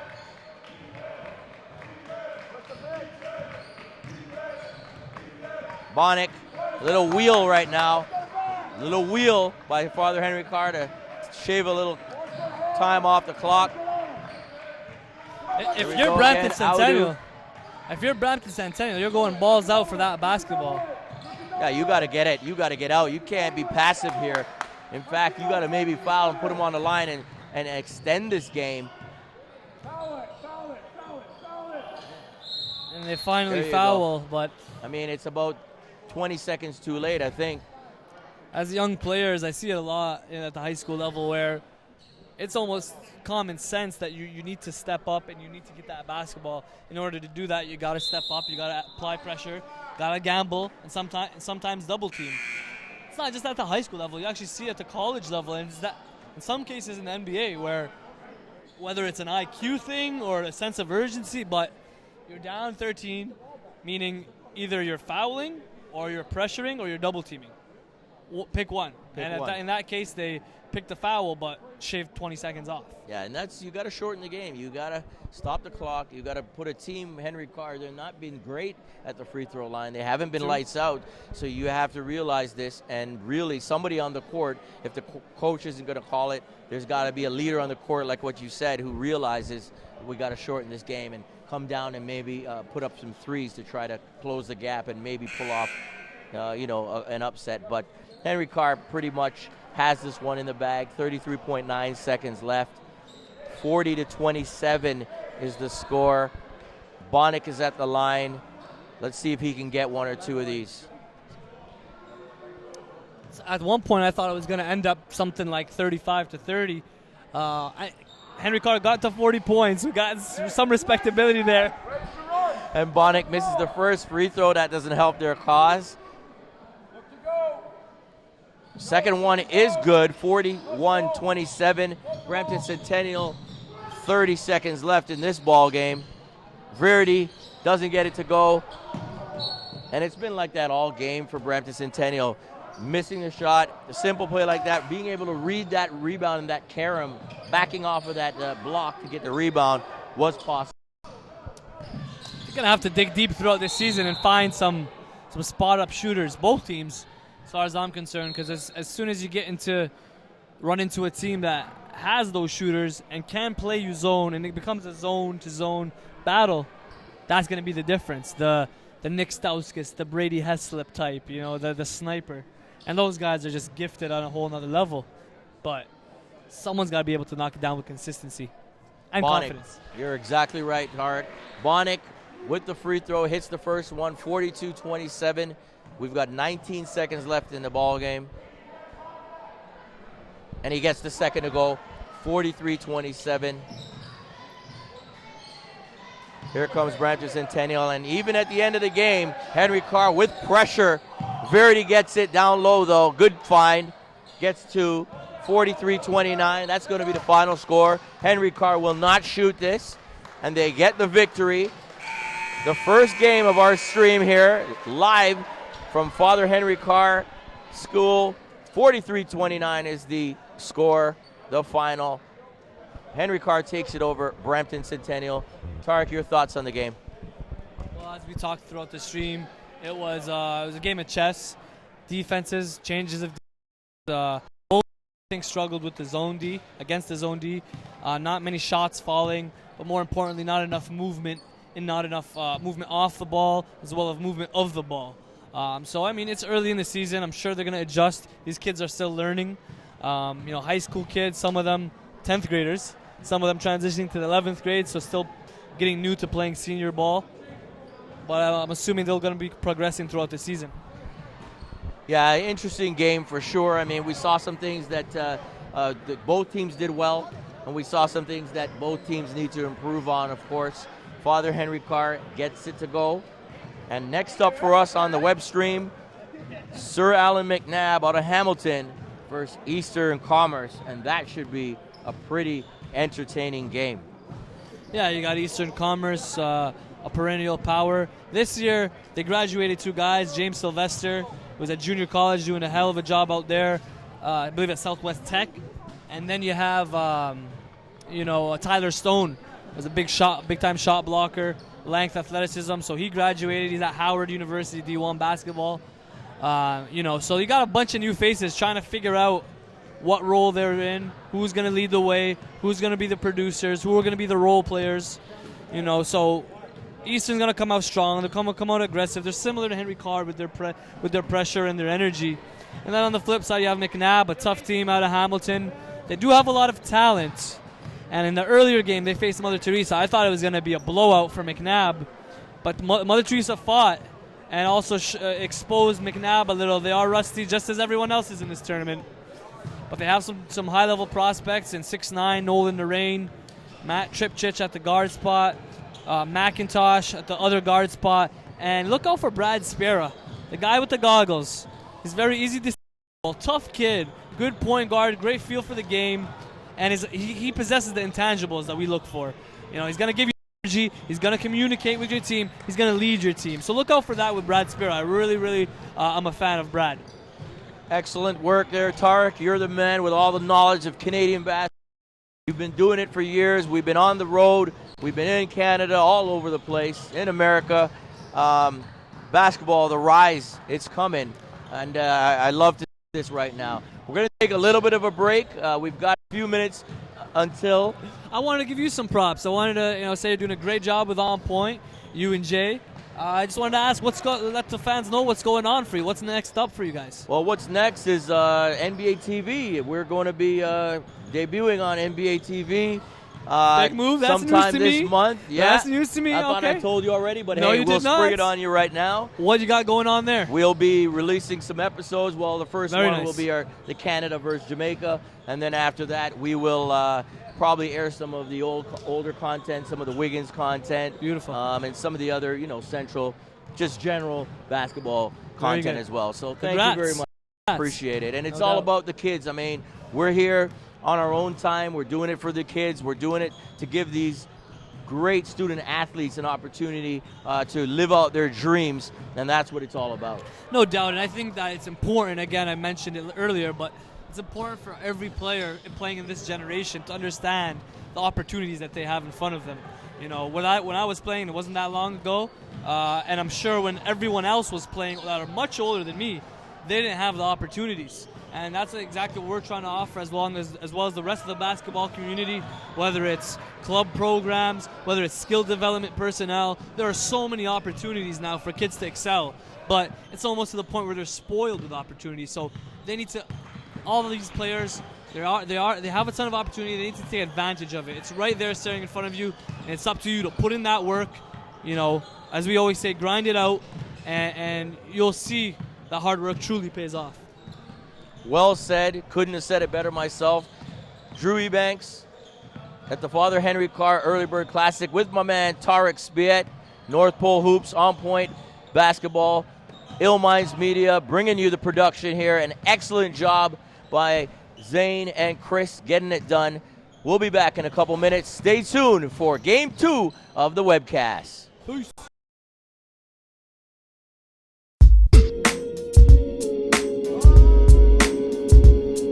On Point, on location, U of T, the Ontario Basketball Association's U17 alumni game, the second annual.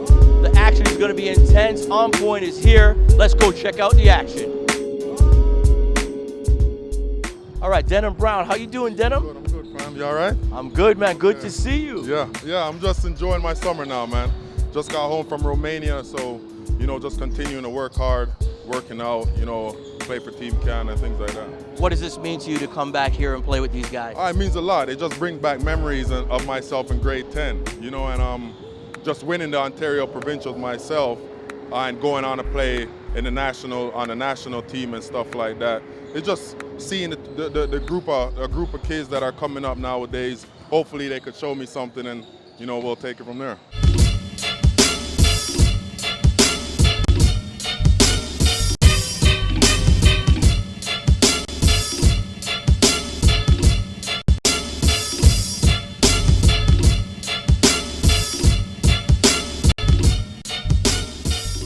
My man, Malcolm DeVivier. How you doing, Malcolm? I'm good, yo. Good to see you, man.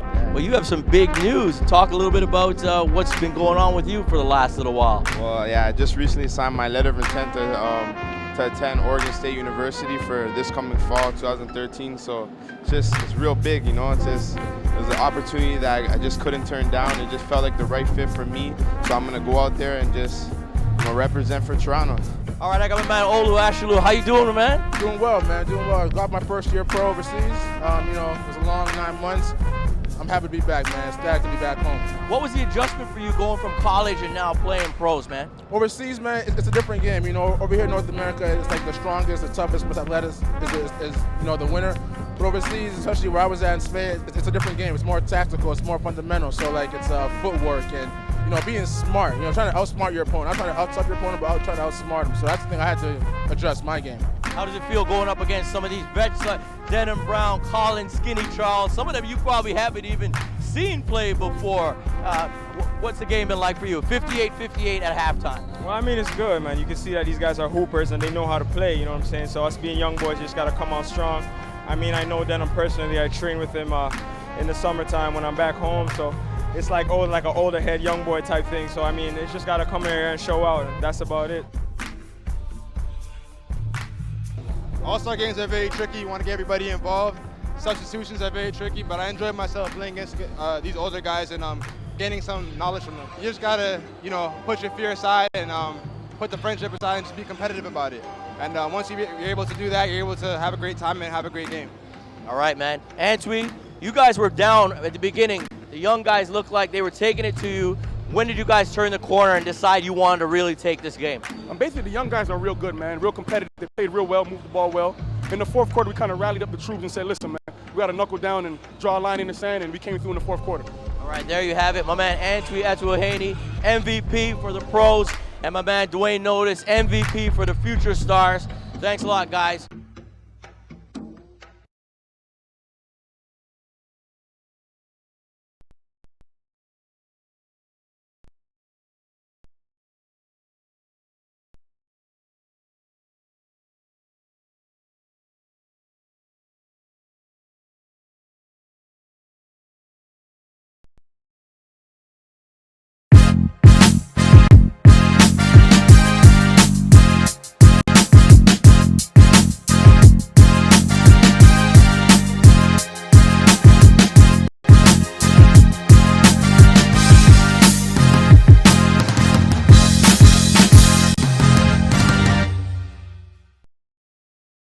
My name is Drew Ebanks. You're watching On Point. This man right here, Justin Just Fly Darlington, is probably one of the best in the world at dunking. In fact, many people call him the best. Led by Andrew Wiggins, but there you see Parker. Parker got bumped down to number 2. The #1 high school basketball player.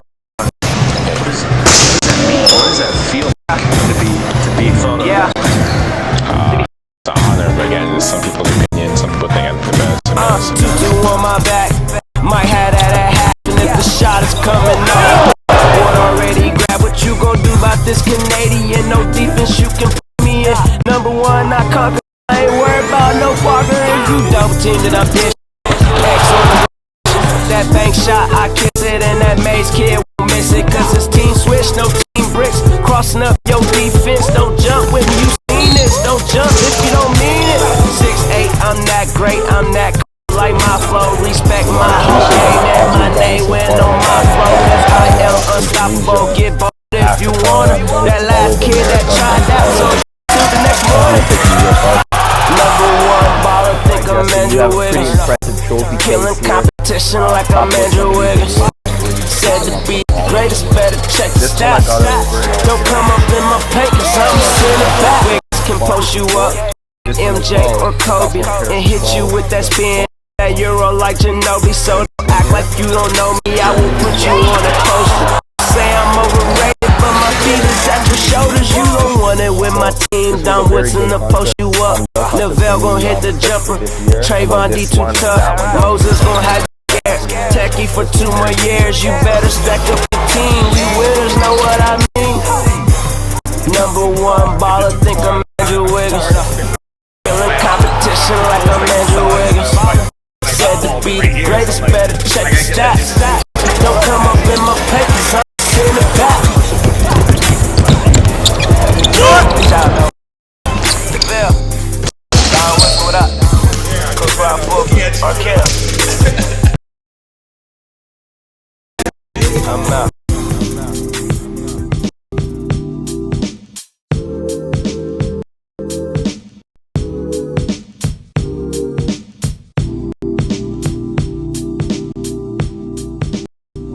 Led by Andrew Wiggins, but there you see Parker. Parker got bumped down to number 2. The #1 high school basketball player. What does that mean? What does that feel like to be thought of? Yeah.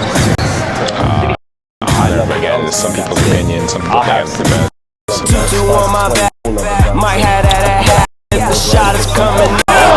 Board already grab what you gon' do about this Canadian. No defense, you can play me in. #1, I conquered. I ain't worried about no Parker. If you double team, then I'm dishing. X on the that bank shot, I kiss it, and that Maze kid won't miss it. Cause it's team switch, no team bricks. Crossing up your defense, don't jump when you seen this. Don't jump if you don't mean it. 6'8", that great, I'm that like my flow. Respect my whole game and my name went on my flow. Cause I am unstoppable, get bold if you wanna. That last kid that tried that was on to the next morning. Number one baller, think I'm Andrew Wiggins. Killing competition like I'm Andrew Wiggins. Said to be the greatest, better check the stats. Don't come up in my pay cause I'm sitting back. Wiggins can post you up like MJ or Kobe and hit you with that spin. That Euro like Ginobili, so don't act like you don't know me. I will put you on a post. You say I'm overrated, but my feet is at your shoulders. You don't want it with my what's in the post you up. Neville gon' hit the jumper. Trayvon D too tough. Moses gon' have you there. Techie for 2 more years. You better stack up the team. We winners know what I mean. Number one baller, I'm Andrew Wiggins. Killing competition like I'm Andrew Wiggins. Said to be the greatest, better check the stats. Don't come up in my papers, I'm sending it back.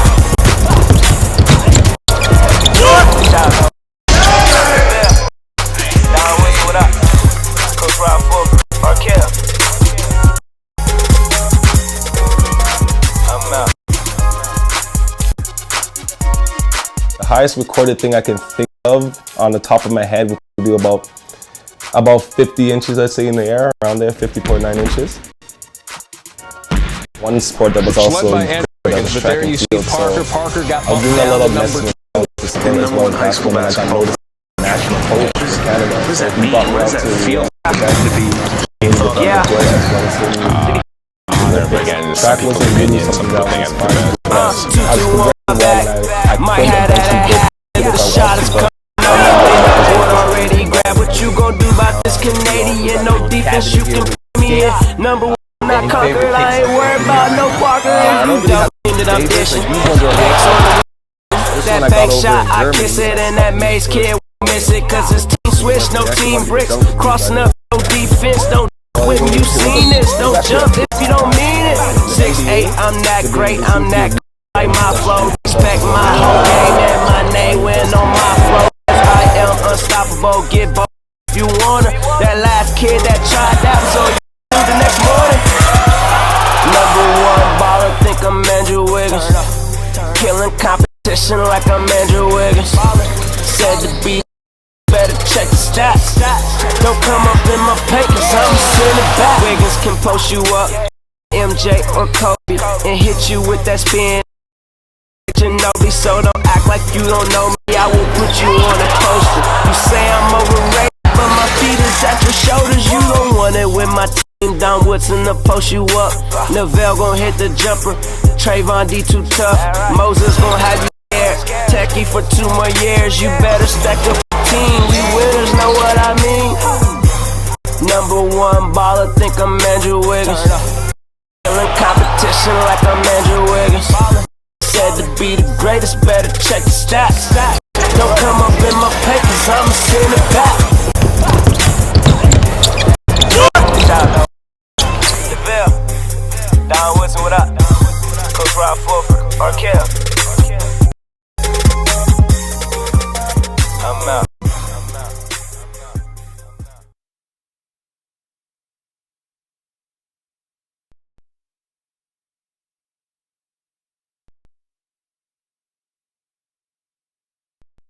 It's led by Andrew Wiggins, but there you see Parker. Parker got bumped down to number 2. The number 1 high school basketball player in the country. What does that mean? What does that feel like to be thought of? The honor, but again, some people's opinion, some people think I'm the best. 2-2 on my back, might have that at half. If the shot is coming up, then the board already grab what you gon' do about this Canadian. No defense, you can put me in. Number one, not conquered. I ain't worried about no Parker. If you double team that I'm dishing. X on the wall. That bank shot, I kiss it, and that Mace kid. This team switch, no team bricks. Crossing up your defense, don't jump with me. You seen this, don't jump if you don't mean it. 6'8", I'm that great, I'm that. Respect my whole game and my name went on my flow. Cause I am unstoppable, get bold if you wanna. That last kid that tried that was on the next morning. Number one baller, think I'm Andrew Wiggins. Killing competition like I'm Andrew check the stats. Don't come up in my paint, cause I'm sending back. Wiggins can post you up, MJ or Kobe, and hit you with that spin. Euro like Ginobili, so don't act like you don't know me. I will put you on a poster. You say I'm overrated, but my feet is at your shoulders. You don't want it with my team. Don Woodson to post you up. Neville gon' hit the jumper. Trayvon D too tough. Moses gon' have you there. Techie for 2 more years. You better stack up the team. We winners know what I mean. #1 baller, think I'm Andrew Wiggins. Killing competition like I'm Andrew Wiggins. Said to be the greatest, better check the stats. Don't come up in my papers, I'ma send it back. Deville, Don Woodson, what up? Coach Rob Fulford, Arkell. I'm out.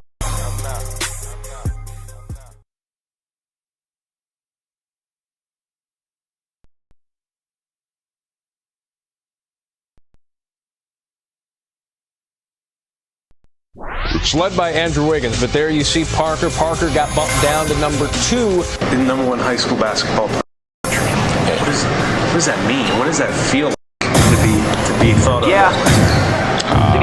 Honor, but again, some people's opinion, some people think I'm the best. 2-2 on my back, might have that at half. If the shot is coming up, then the board already great. What you gon' do about this Canadian? No defense, you can me in. #1, I conquered, I ain't worried about no Parker. If you double teamed it, I'm dishing. X on the that bank shot, I kiss it, and that Maze kid won't miss it. Cause his team switch, no team bricks. Crossing up, no defense, don't jump with me, you seen this. Don't jump if you don't mean it.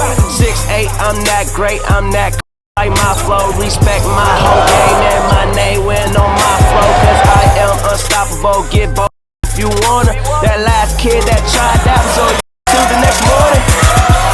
#1 baller, think I'm Andrew Wiggins. Killing competition like I'm Andrew Wiggins. Said to be the greatest, better check the stats. Don't come up in my paint, cause I'm sending back. Wiggins can post you up, MJ or Kobe, and hit you with that spin. Euro like Ginobili, so don't act like you don't know me. I will put you on a poster. You say I'm overrated, but my feet is at your shoulders. You don't want it with my team. Don Woodson to post you up. Neville gon' hit the jumper. Trayvon D too tough. Moses gon' have you there.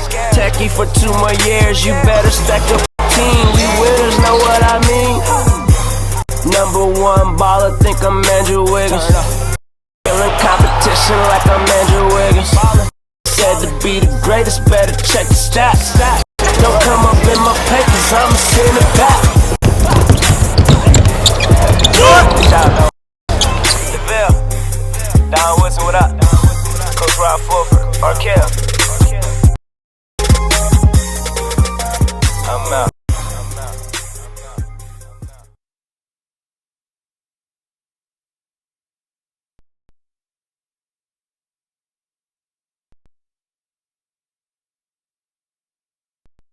It's led by Andrew Wiggins, but there you see Parker. Parker got bumped down to #2. The #1 high school basketball player. What does that mean? What does that feel like to be thought of? Yeah. Honor, but again, some people's opinion, some people think I'm the best. 2-2 on my back, might have that at half. If the shot is coming up, then the board already grab. What you gon' do about this Canadian? No defense, you can play me in. #1, I conquered, I ain't worried about no Parker. If you double teamed it, I'm dishing. X on the that bank shot, I kiss it, and that Maze kid won't miss it. Cause his team switch, no team bricks. Crossing up, your defense, don't jump with me, you seen this. Don't jump if you don't mean it. 6'8", I'm that great, I'm that like my flow. Respect my whole game and my name win on my flow. Cause I am unstoppable, get both if you wanna. That last kid that tried that was on you the next morning. #1 baller, think I'm Andrew Wiggins. Killing competition like I'm Andrew Wiggins. Said to be the greatest, better check the stats. Don't come up in my paint, cause I'm sending back. Wiggins can post you up, MJ or Kobe, and hit you with that spin. Like Ginobili, so don't act like you don't know me. I will put you on a poster. You say I'm overrated, but my feet is feet is at your shoulders. You don't want it with my team. Don Woodson to post you up. Neville gon' hit the jumper. Trayvon D too tough. Moses gon' have you there. Techie for 2 more years. You better stack up a team. We winners, know what I mean. #1 baller, think I'm Andrew Wiggins. In competition like I'm Andrew Wiggins. Said to be the greatest, better check the stats. Don't come up in my papers, I'ma send it back. Deville, Don Woodson, what up? Coach Rob Fulford, Arkell. I'm out.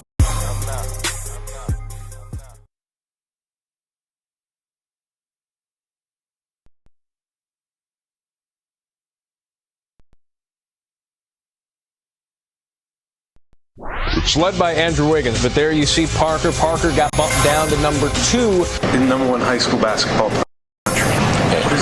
What does that mean? What does that feel like to be thought of? Yeah.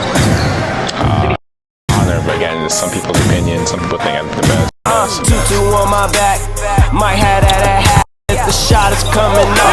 In the court already, grab what you gon' do about this Canadian? No defense, you can put me in. #1, I conquered, I ain't worried about no Parker. If you double team it, I'm dishing. X on the wing.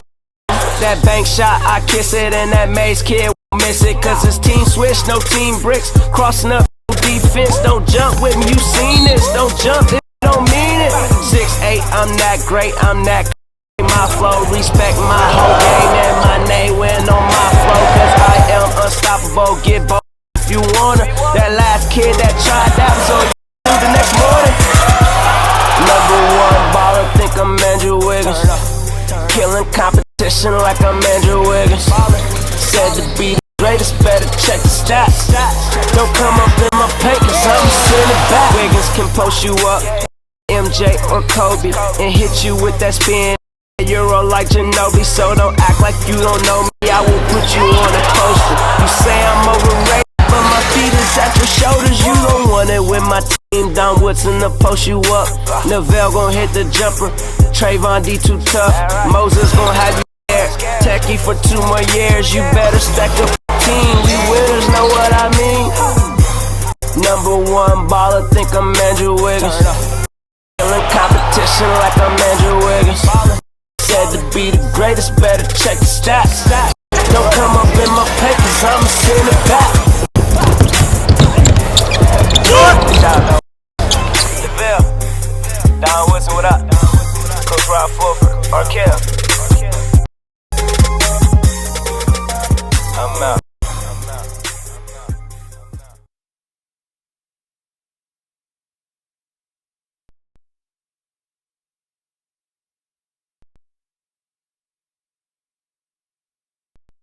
It's led by Andrew Wiggins, but there you see Parker. Parker got bumped down to #2. The #1 high school basketball player in the country. What does that mean? What does that feel like to be thought of? Yeah. Honor, but again, some people's opinion, some people think I'm the best. 2-2 on my back, might have that at half if the shot is coming up. In the court already, grab what you gon' do about this Canadian? No defense, you can put me in. #1, I conquered, I ain't worried about no Parker. If you double team it, I'm dishing. X on the wing. That bank shot, I kiss it, and that Maze kid won't miss it. Cause it's team switch, no team bricks. Crossing up defense, don't jump with me, you seen this. Don't jump if you don't mean it. 6'8", I'm that great, I'm that like my flow, respect my whole game and my name win on my flow. Cause I am unstoppable, get both if you wanna. That last kid that tried that was on you the next morning. #1 baller, think I'm Andrew Wiggins. Killing competition like I'm Andrew Wiggins. Said to be the greatest, better check the stats. Don't come up in my papers, I'ma send it back. Wiggins can post you up, MJ or Kobe, and hit you with that spin. Euro like Ginobili, so don't act like you don't know me. I will put you on a poster. You say I'm overrated, but my feet is at your shoulders. You don't want it with my team. Don Woodson to post you up. Neville gon' hit the jumper. Trayvon D too tough. Moses gon' have you there. Techie for 2 more years. You better stack up a team. We winners, know what I mean. Number one baller, think I'm Andrew Wiggins. In competition like I'm Andrew Wiggins. Said to be the greatest, better check the stats. Don't come up in my papers, I'ma send it back. DeVille, Don Woodson, what up? Coach Rob Fulford, Arkell. I'm out.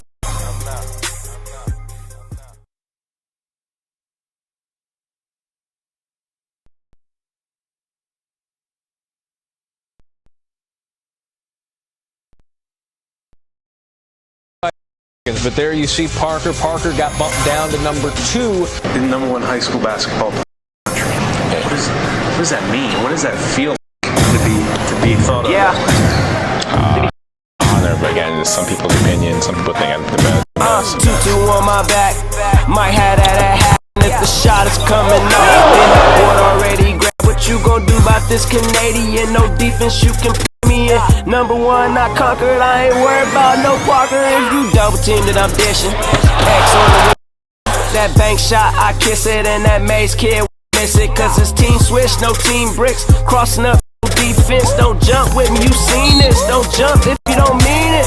6'8", I'm that great, I'm that. I flow, respect my whole game and my name went on my flow. Cause I am unstoppable, get both. That last kid that tried that so morning. Number 1 baller, think I'm Andrew Wiggins. Killing competition like I'm Andrew Wiggins. Said to be the greatest, better check the stats. Don't come up in my papers, I'ma send it back. Wiggins can post you up, MJ or Kobe, and hit you with that spin like Ginobili. So don't act like you don't know me, I will put you on a poster. You say I'm overrated, my feet is at your shoulders. You don't want it with my team. Don Woodson to post you up. Neville gon' hit the jumper. Trayvon D too tough. Moses gon' have you scared. Techie for 2 more years. You better stack up a team. We winners know what I mean. Number 1 baller, think I'm Andrew Wiggins. In competition like I'm Andrew Wiggins. Said to be the greatest, better check the stats. Don't come up in my papers, I'ma send it back. DeVille, Don Woodson, what up? Coach Rob Fulford, Arkell. I'm out.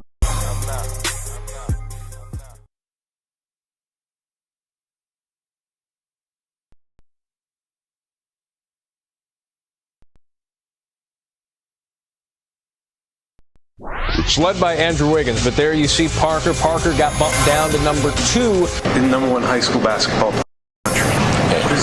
What does that mean? What does that feel like to be thought of? Yeah. Honor, but again, it's some people's opinion. Some people think I'm the best. 2-2 on my back. Might have that at half. The shot is coming up, then the board already grabbed. What you gon' do about this Canadian? No defense, you can put me in. Number 1, I conquered. I ain't worried about no Parker. If you double teamed it, I'm dishing. X on the that bank shot, I kiss it, and that Mace kid miss it. Cause it's team switch, no team bricks. Crossing up defense, don't jump with me. You seen this? Don't jump if you don't mean it. 6'8", I'm that great, I'm that. Like my flow, respect my whole game and my name went on my flow. Cause I am unstoppable, get both if you wanna. That last kid that tried that was on you the next morning. Number 1 baller, think I'm Andrew Wiggins. Killing competition like I'm Andrew Wiggins. Said to be better check the stats. Don't come up in my papers, I'ma send it back. Wiggins can post you up, MJ or Kobe, and hit you with that spin. Euro like Ginobili, so don't act like you don't know me. I will put you on a poster. You say I'm overrated, but my feet is at your shoulders. You don't want it with my team. Don Woodson to post you up. Neville gon' hit the jumper. Trayvon D too tough. Moses gon' have you scared. Techie for 2 more years. You better stack up a team. We winners know what I mean. Number 1 baller, think I'm Andrew Wiggins. In competition like I'm Andrew Wiggins. Said to be the greatest, better check the stats. Don't come up in my papers, I'ma send it back. DeVille,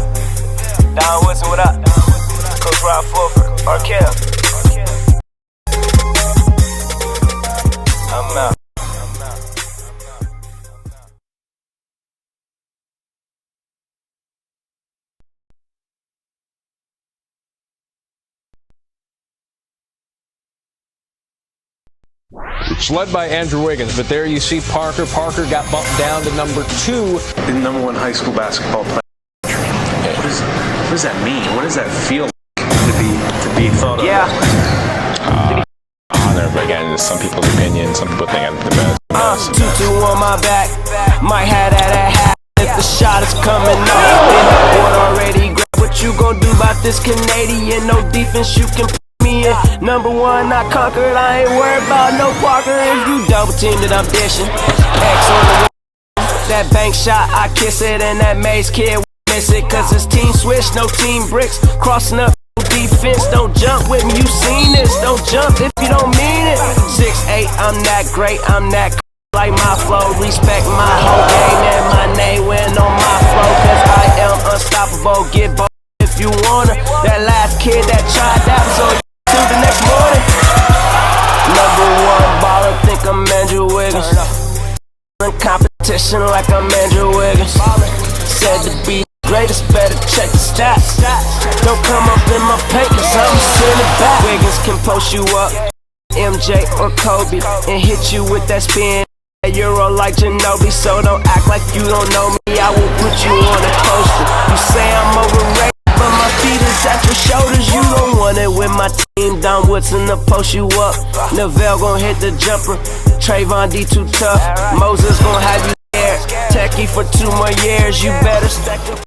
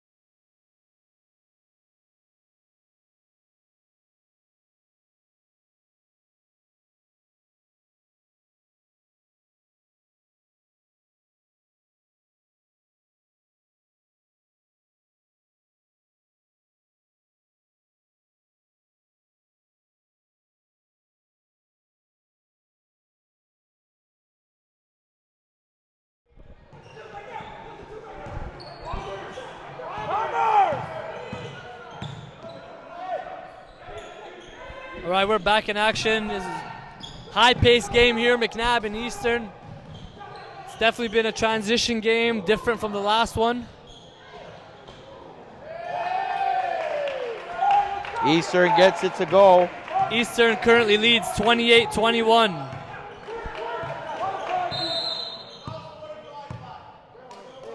Black foul.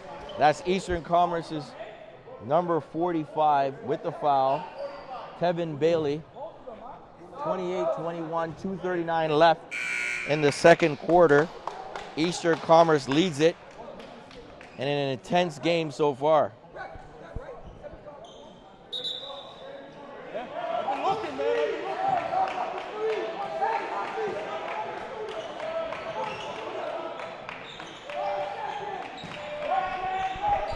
Big fella, in the rain, gets it out back to Sheldon McIntosh, who's surveying the floor with 2.5 in the first half.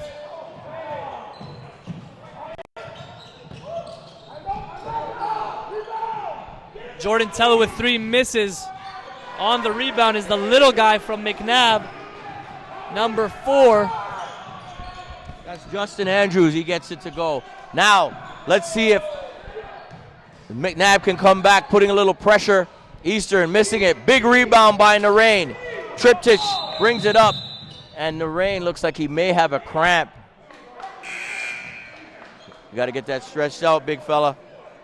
28-23. We've got 2 minutes and 2 seconds left. Glad you're back with us. Thanks for seeing us through our technical difficulties, but we're right back and rolling here at Father Henry Carr, the 2013 Early Bird Classic. It'll be interesting to see how MacNabb responds with their biggest guy out against a athletic, big team. Got a couple 6'6" guys. Right now you have number 22 on the floor for Eastern Commerce. That is Tevin Bartley at 6'6". Yeah, and you know, a guy like Vuong inside, Adam Vuong, he's got to really take control and get something done in there. He's got some size, but not as aggressive as he should be at this time. He's the type of player, he's inside out. He can hit the 3 a little bit, but in this particular case, they got to be able to establish something down low without Nolan in the mix.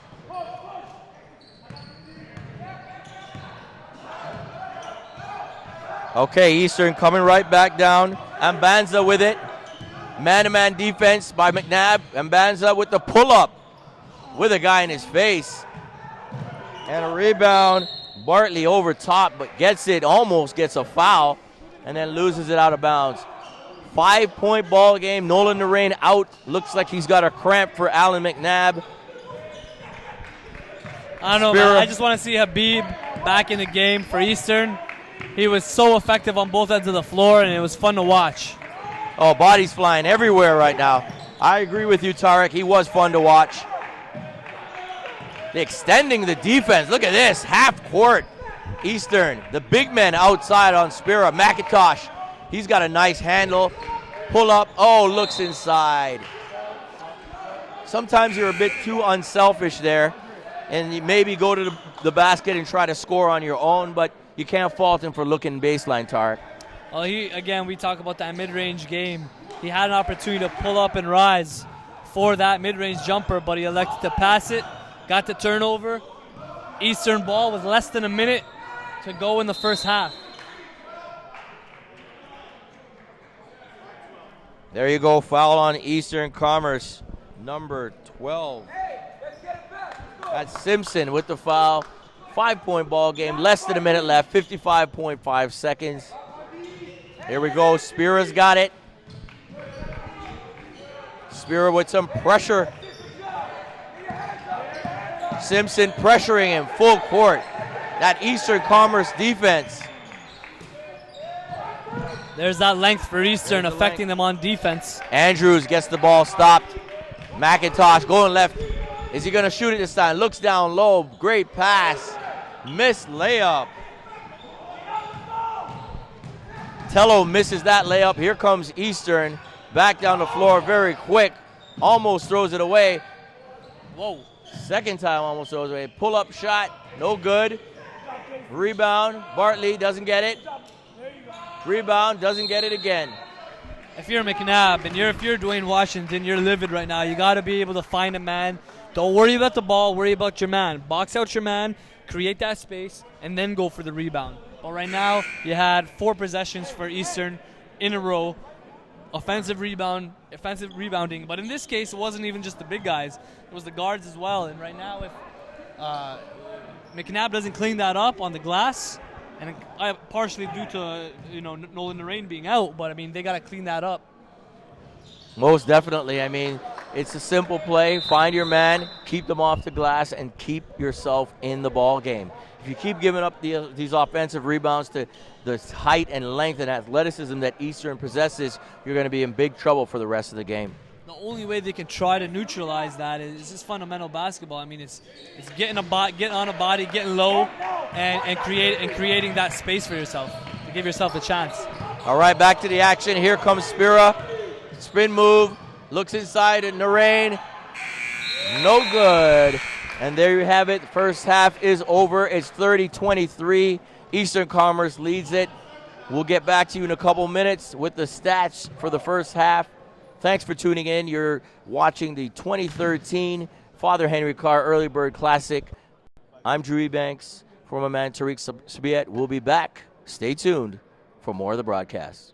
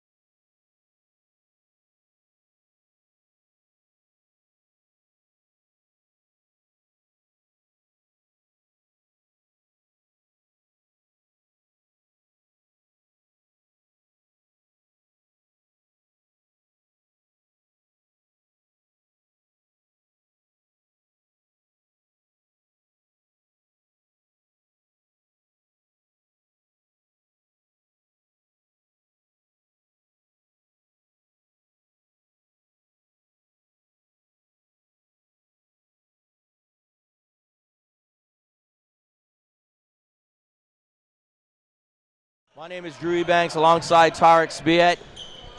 Second half action just beginning. 30-23 is the score. Eastern Commerce leads it. First half high scorers. Habib Mohammed, 11 points for Eastern Commerce. And for Sir Alan MacNabb, Matt Triptych, and Nolan Narain, 6 points each for the visitors from Hamilton. Tarek, what did you see in the first half? Similar way it ended the first quarter. You know, Habib Mohammed was big for Eastern on getting both ends of the floor, affecting the game. You had MacNabb struggle a little bit. When Nolan Narain went off with the rebounding, you had many offensive putbacks for Eastern, and right now they hold the lead, which is at 9 points, and we'll see how MacNabb is able to contest that. At full strength now with Nolan Narain back in action. Sheldon running the point. All right, there we have Triptych. He's trying to get past. 5-second call. Tremendous defense by number 23, Trayvon Ross, to force the turnover. And already Coach Washington with a timeout. He is not happy, and he realizes a 9-point game can quickly turn into a 15, 16, 18-point game if you're not careful and stick to what you need to do as a team down. And so he is highly cognizant that this game could get out of hand. Yeah, and if you're Dwayne Washington, I got to believe he's telling the guys, you got to move the ball. There's a lot of stagnant offense there. One guy trying to go up against the rest of the defense. Move that ball, move off the ball. I want to see more guys moving off the ball to get those shots. They have enough IQ on the floor to be able to recognize, and enough structure to be able to recognize once a guy's running off a curl. Couldn't agree with you more. Back to the action. Eastern moving the ball very well. They can't get the three to go. That's Morris. He doesn't get it to drop. Rebound comes out over to Triptych, and he bangs another one. I believe that's a third of the game for him, and cuts the lead to 32-26 for Eastern Commerce. Yeah, we talked about those snipers, the guys that can hit that open shot from deep. He's one of those guys. No good. He's one of those guys, talking about Matt Triptych here. I think he's about 2 for 3, maybe 2 for 4 from deep in this game. Shooting it with confidence. Yeah, he's got a lot of skills on the outside and seems to be one of the leaders as well for MacNabb on the floor. You see his emotion. You see emotion coming out. He's getting into it. He's getting engaged mentally. And right now he's defending the ball. Oh, 23. Trayvon Ross showing some handles. Very crafty move. I mean, body control, able to finish in the air and change his shot. And a big charge call the other way as Jordan Tello having a frustrating day as Tello.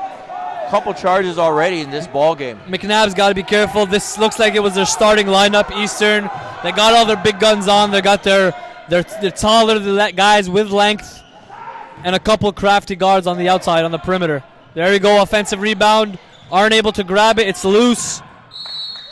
Great hustle right there. Eastern didn't get it. But Casey Morris, that is, really going after it, and his coaches are loving the effort despite not being able to corral it. Okay, McIntosh with some pressure from Mbanza. He's on him. Triptych gets it on the outside, and he just misses it. Vuong inside, can't corral the rebound. Mbanza gets it on the outside to Mohammed. Almost a carry there. Back to Mbanza. Defended by Tello. Mohammed, no good. Big rebound inside. And a putback by Tevin Bailey. There's a lot of guys inside that can cause havoc for the defense there. I was just watching Mohammed there. He kind of looked out of sorts in the offense. He's got to be able to stay engaged in the game because it did not look like he knew what he was doing and shot up a brick. Wow, incredible effort by McIntosh. Misses the three target and goes right back in and gets the jump ball. Looks like the guys are tangled up. That's great hustle. I mean, that's nothing more than he took a bad shot and realized it and went in to get the rebound. 36-26 right now. Eastern leads by 10. 5:54 in the third quarter. Back outside on the inbounds play. Tello gets it. Spira, he's up top. He's the guy with the goggles on. Goes left hand, stop, pivot, and puts it up. Couldn't get it to drop. Here comes Eastern. Ambanza pushes it, left hand, right hand, through the legs, almost loses it. Mohammed picks it up. Tripchich outside. Mohammed, spin move, gets it blocked. McIntosh with the block, goes the other way. Outside, Tello, is he gonna make it? No good. And it looks like a grab on Mohammed there. I like the first half version of Mohammed. You know, he seems to be trying to do too much here, trying to create too much offense on his own.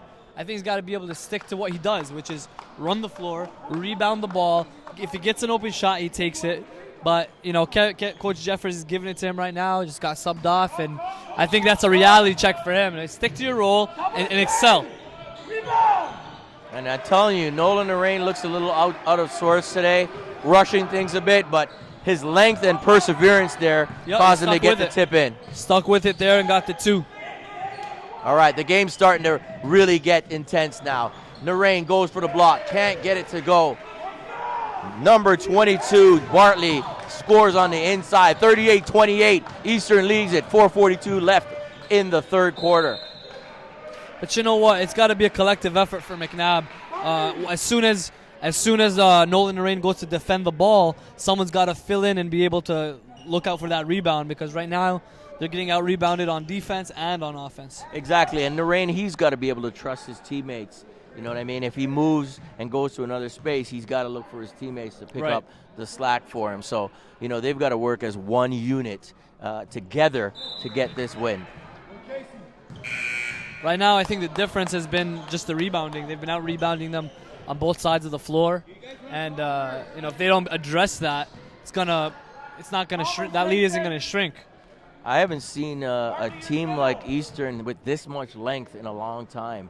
I mean, you're used to them having those wings, 6'2", 6'3", but they've got some trees in there, 6'4", 6'5", 6'6". Well, think about this. They had also Tyler Stone last year, who was, I think, you know, arguably the best shot blocker in the country, if not definitely one of them. And add him to the mix with these guys who supposedly were here last year. I guess didn't just have a big enough impact as they do now. Well, they have to, right? It's time for them someone's got to step up. up. And when it's a new crew, you have guys graduating that are impact guys. You got no other choice but to step up. Someone's got to step up and take the lead.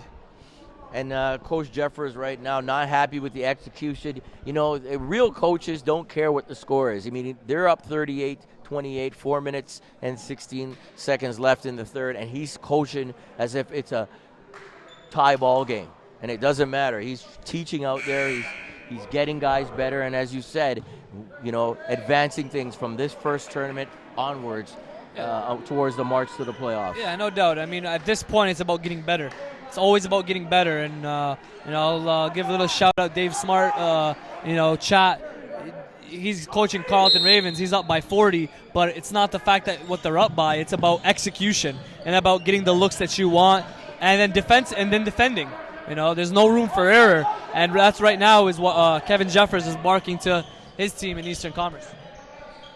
All right, back to the action. Some great points there by Tarek Spiet, my partner here on the broadcast. The day one, some tremendous action here. Basketball at its finest. The Father Henry Carr Early Bird Classic, always a staple in Canadian basketball. Big rebound inside by Triptych after the miss from Ross. He moves it over. Tello. Ortiz tries to drive. No purpose on that drive. Can't get it to drop. And here come Eastern back. Great find inside. Very nice. And a tremendous finish.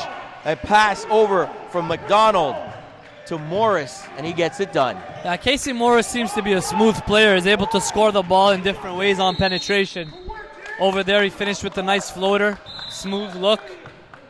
That's impressive. I mean, at this level, if you can have that kind of game with you, and especially when you look who MacNabb has inside. He showed a lot of courage there to put that move down.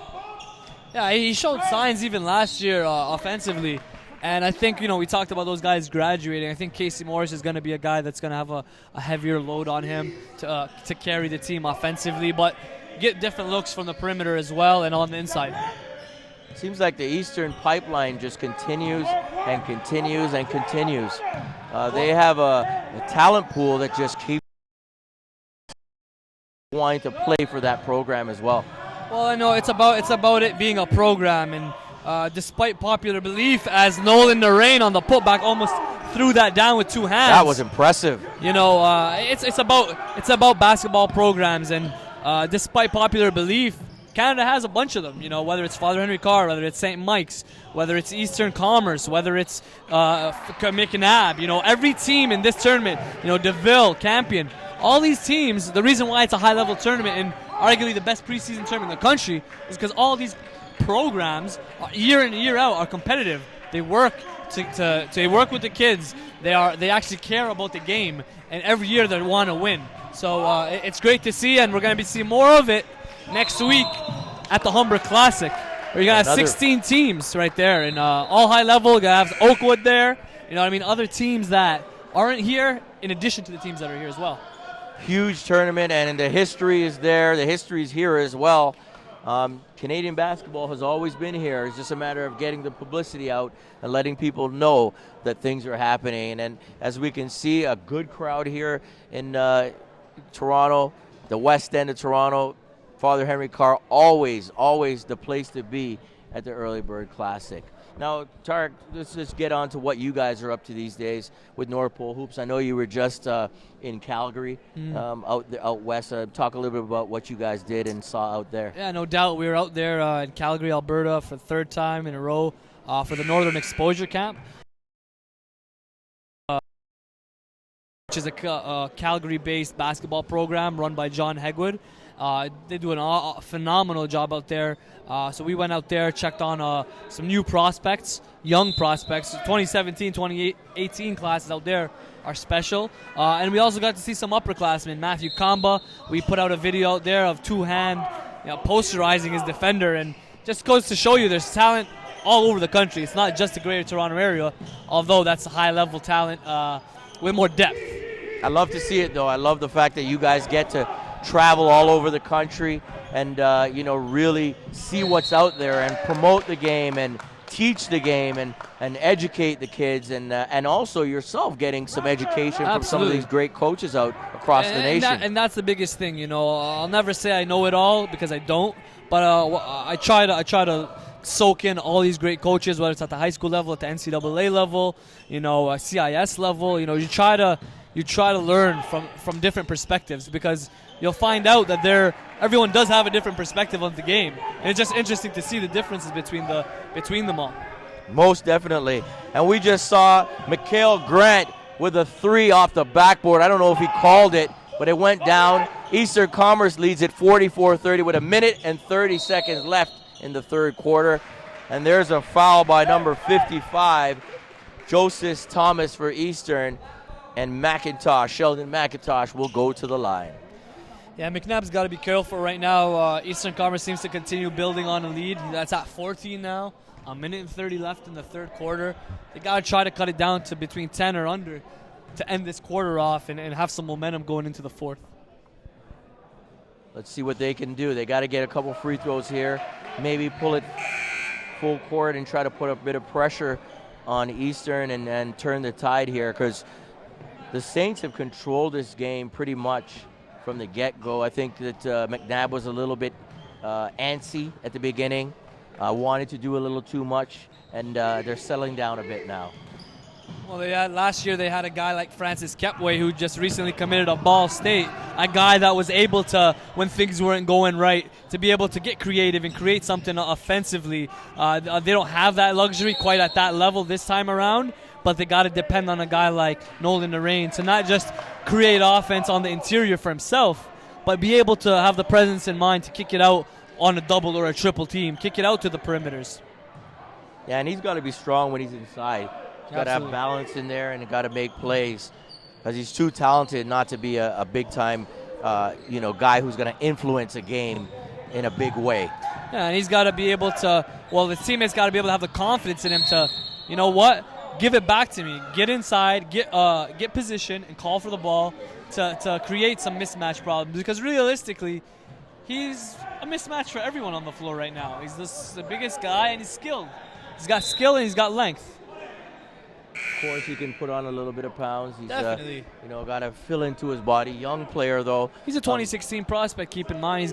Time is on his side right now, but what we say to all these prospects, whether you're in BC or Alberta or Ontario, is time is what's on your side. But every year, if you're not making progress, the rest of the country's catching up. The rest of the country's working. There's other players all over the country that are grinding and trying to take your spot, take your scholarship. So it's important that guys are making progress, not just on a yearly basis, but on a daily basis. Exactly, I agree. And Nolan Narain hitting the floor there, rebounding big inside, and back come MacNabb. Long shot by number 4. Justin Andrews can't make it, not even close on that one. Narain, his second block in a row, and he's starting to make his presence known on the defensive end, trying to keep his team in the ball game. 44-31, Tarek. 29 seconds left in the third quarter. There it is, the one-on-one ISO. Kicks it out to the three-point line and creates some offense. That's what we're talking about here. You get a double team, you become a focal point of the offense, and now you're able to dish it out and create offense for others. Love what I'm seeing from Nolan. He seems to be grimacing a little bit, but we'll continue to monitor that and see if that's actually a serious injury or not. There he is on the glass, but he misses that one. Bodies flying everywhere. He's tired. He's gassed right now, it seems. 0.6 seconds left, 44-34. Eastern Commerce leads it by 10 in the second last game of the day. A lot of action here. Game 1 of the Father Henry Carr Classic. And that one doesn't go. Jason McDonald can't get it to drop. 44-34. We'll be back. Stay tuned right here, the 2013 Nike Father Henry Carr Classic.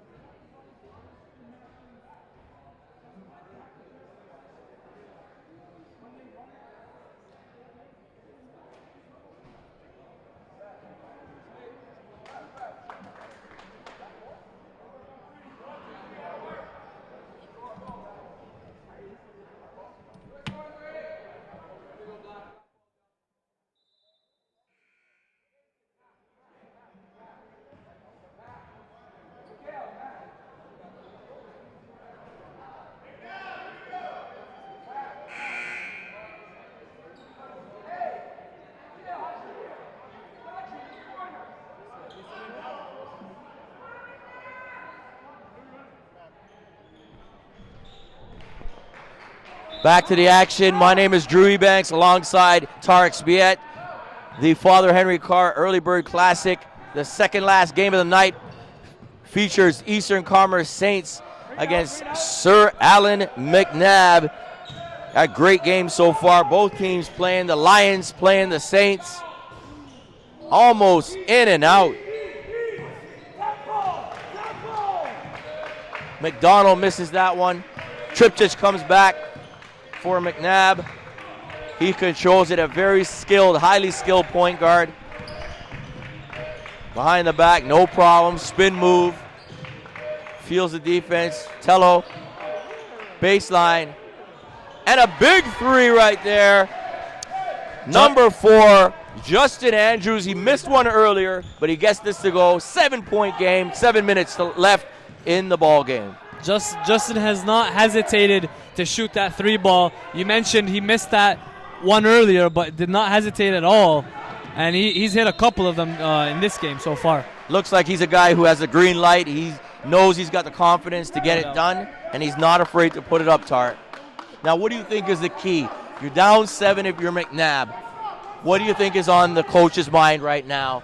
Well, first and Coach foremost, you got to get stops. Once you get stops, you got to be able to box out to maintain that possession and get on the other end and get buckets. But it starts off with getting those stops and getting those rebounds, because right now, Eastern Commerce, the difference with them getting the lead is the rebounds.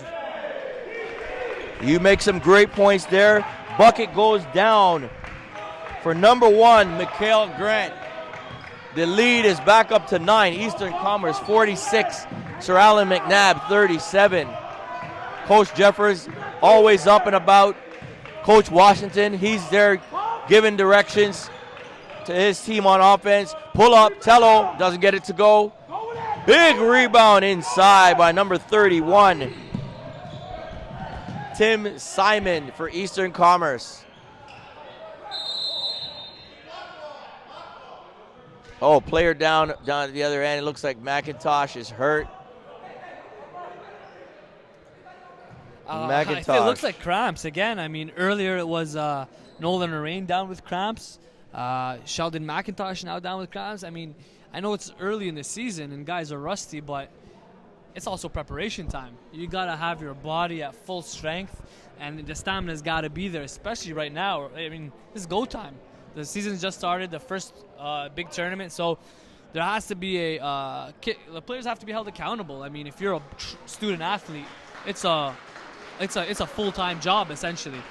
You know, it seems like he's cramped up. Nolan was cramped up earlier, and you know what? Maybe I'm being a little bit too hard on the guys, because they did have a game prior to this one, so it's like 2 games in less than 3 hours. So let's keep that in mind as well. But MacNabb just lost 2 key guys, the one being Nolan Arain and Sheldon McIntosh. And Arain's back in right now, but continue to monitor that to see if those, what are they called, the amino acids start beginning to flow up again. All right, back to the action. 46-37, Eastern Commerce Saints with the lead. Oh, great move inside. He gave you a clinic on pump fakes there. Used a couple different pump fakes, got guys off the floor, got the angle, and finished. That's Grant with the bucket. Back come MacNabb. Triptych got it, and Coach Washington does not like what he sees. He went to the referee, very close to him, and called that timeout. He is on his team right now. 48-37, 5 minutes and 40 seconds left in the game. And Tarek, I just came back from a little bit of a journey down in Syracuse. Tremendous to see the Ryerson Rams down there. Coach Rana, really taking his program to the, another level.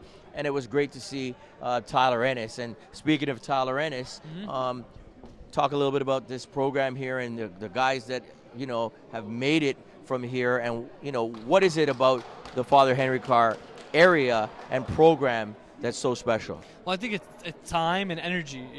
Anytime you have a coach, and you got to credit Coach Melnick for this, putting the time and energy. Like this team it's a big part of his life, and he puts a lot of energy into, whether it's working with the kids, whether it's providing them the gym to be able to work out and do what they got to do. But every year, they're looking to win, and they want to be a contender every year. They missed one last year. They had a golden opportunity, but you mentioned a lot of talent has come out through this program, and there's going to be a lot more to come in future years, as we can see through day one here. All right, back to the action. Foot on the line. Andrews steps on the line with so much pressure by the Eastern Commerce Saints. And you know what? That's always been a hallmark of Eastern Commerce, is to get at you defensively. And even with this young team, it doesn't seem like much has changed, Tarek.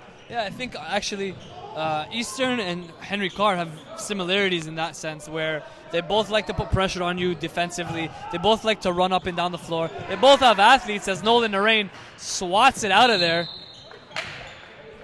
That could be his 4th or 5th block. Again, the length at 6'9". Got the length, got mobility, he's got pretty good timing, and he's being recruited at the mid-major level in the NCAA and could maybe go higher, but he's got to be able to develop, some size, add some muscle mass. But, at the end of the day, they say it all the time, as Eastern gets that bucket, you can't teach size, and he's still got several years to go. He could can still be growing. Here we go, back to the action. Triptych has it. Tello tries to shoot the three, no good. Big rebound. Number 45, Bailey corrals it, skies up and grabs that out of the air. All right, Eastern setting up their offense. They're leading 50-37, 4 minutes and 43 seconds left. Little hesitation, dribble. Oh, and he takes it in, no good. Right now, MacNabb's got to get good possessions. I mean, you looked at the last possession, that was a Jordan Tello three-pointer and another almost near turnover. But Jordan Tello took that three-pointer, and it's not like he's been hot all game. He's not been getting the three ball to go, and hasn't been scoring. So you got to get a good possession. Every possession matters at this point. Down 13, 4:27 left. Get it to their guys. Get it to a Sheldon McIntosh, a Matthew Triptych, a Nolan Narain. Sheldon misses the open jumper off the curl, and Eastern comes back at it. All right, back down the other end. Eastern Commerce trying to set things up. Little pressure by MacNabb. A little pressure. Oh, get the steal. Spira, and then throws it right back away. Oh, almost an alley-oop there. As Tevin Bailey puts it in, it's 52-37. This one could get out of hand very, very quickly. 3:57 left in the ball game. It is a 15-point game, but it's not over right now. You have 4 minutes. Play solid basketball. One possession at a time. Defend, get stops. But right now, it looks like MacNabb is just tired. It looks like they're tired. Guys are cramping up. As you see Nolan Narain limp off to the bench. Yeah, he's had problems, since earlier in the game. And sometimes it's, nerves. Sometimes that plays into it. Got to get those fluids into your body, young players. Tello on the feed, but gets blocked inside, and then Vong picks it up and scores. Where's the press here? We want to see a little press action to try to get back in this game. Got a half-court press going right now, trying to force turnover and do. Triptych on transition gives it up to Sheldon McIntosh, who might have traveled but got away with it there. And it's an 11-point game. Beautiful. You love to see that. Out on the wing, going left hand. A lot of players will go right hand there, but you got to go left. Another layup. 2 turnovers. Spira gets it. It's a 9-point game just like that. 6-0 run for MacNabb, and Eastern Commerce calls a timeout. You're watching and listening to the live broadcast brought to you by Illminds Media at the 2013 Father Henry Carr Early Bird Classic. Drew Ebanks alongside Tarek Spiet. Illminds Media getting it done here in Toronto. Tremendous basketball action. The top level tournament you have in Toronto. The 2013 Father Henry Carr Early Bird Classic. We're right in the middle of things. Day one, a lot of action so far, Tarek. I'm sure day two is going to continue because the stakes become so much higher. Well, you got teams playing tomorrow, the second half of the teams playing. I'm very interested and excited to see teams like Vaughn, you got Khalif Young, and you have some other senior players. You have Campion, you have DeVille. Strong programs. I'm very interested to see. I could argue that the second half of teams playing tomorrow might be overall stronger than these teams. But we'll have to wait until tomorrow. There's going to be some exciting basketball. And for those watching on the stream, we'll be back at it at 6 p.m. Drew? Yes, sir. We'll be here at 6 p.m. on Friday, and we'll be here from 12:30 p.m. right until the final on Saturday. Here comes Triptych back in the action, and he gets it to go. And it's a 7-point ball game. Now, Triptych has been a big part. We talked about someone having to step up with McIntosh cramping up, Narain cramping up. It's been Triptych who stepped up defensively and offensively. Oh, tremendous step up right now. And another turnover. Great pass over to Spira. And he goes in and he's fouled. Wow. And you got to love the way Spira used his body there and ensured he was going to get a foul. Yeah. He could have threw up a loft shot and got it blocked.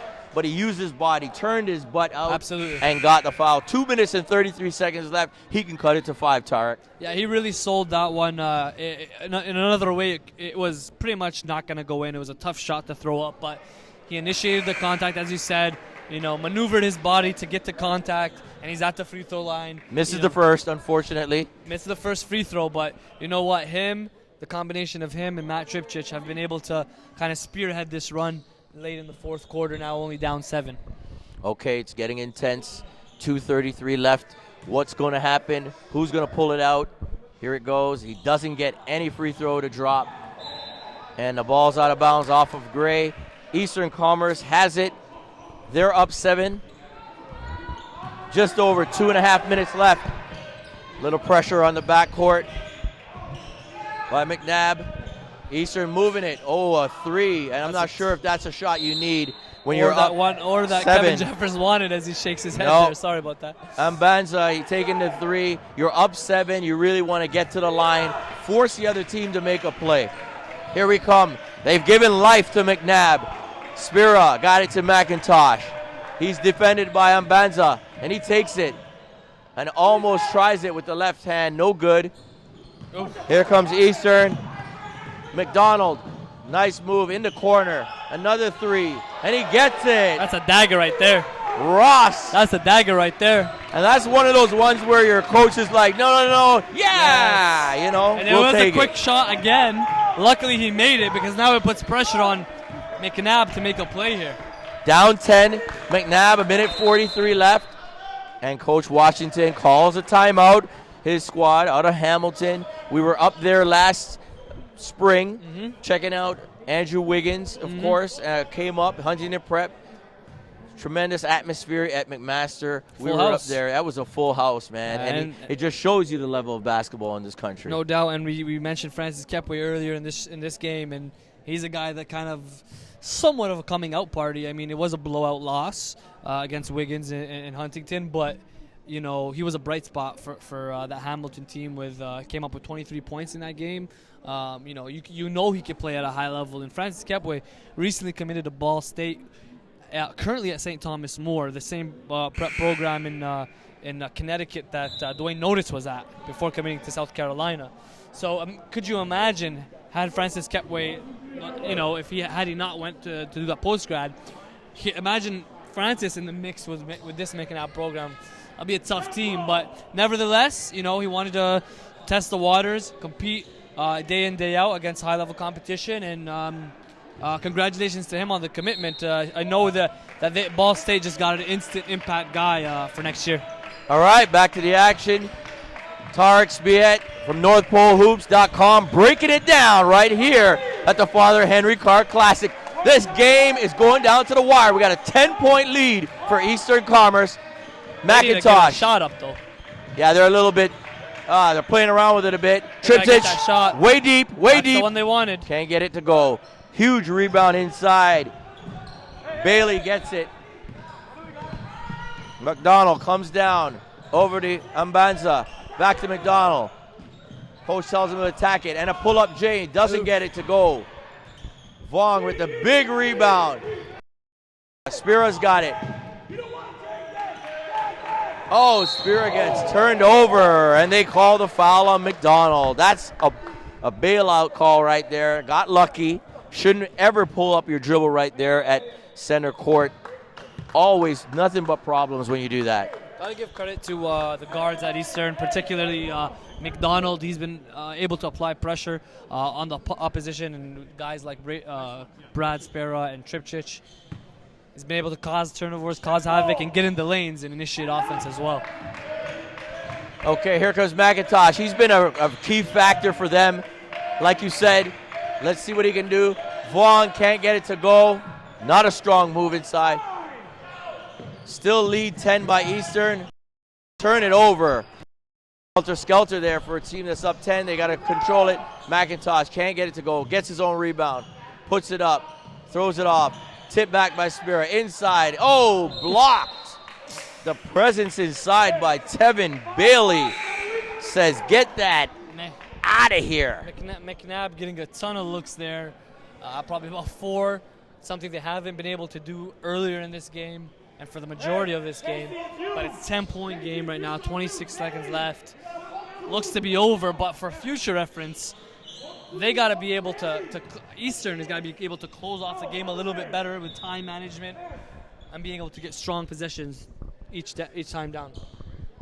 Yeah, you make some great points. I mean, when you're a team that wants to make a statement and move on in a positive manner, you got to really settle yourself down, get the job done. I'm looking for the leader on the court for them. I want to know who that person is that's going to settle them down and say, hey, we've got a 10-point lead. Let's extend this and put these guys away. Back to the action. Missed shot by MacNabb and then a foul by Spira there. We'll put McDonald on the free throw line.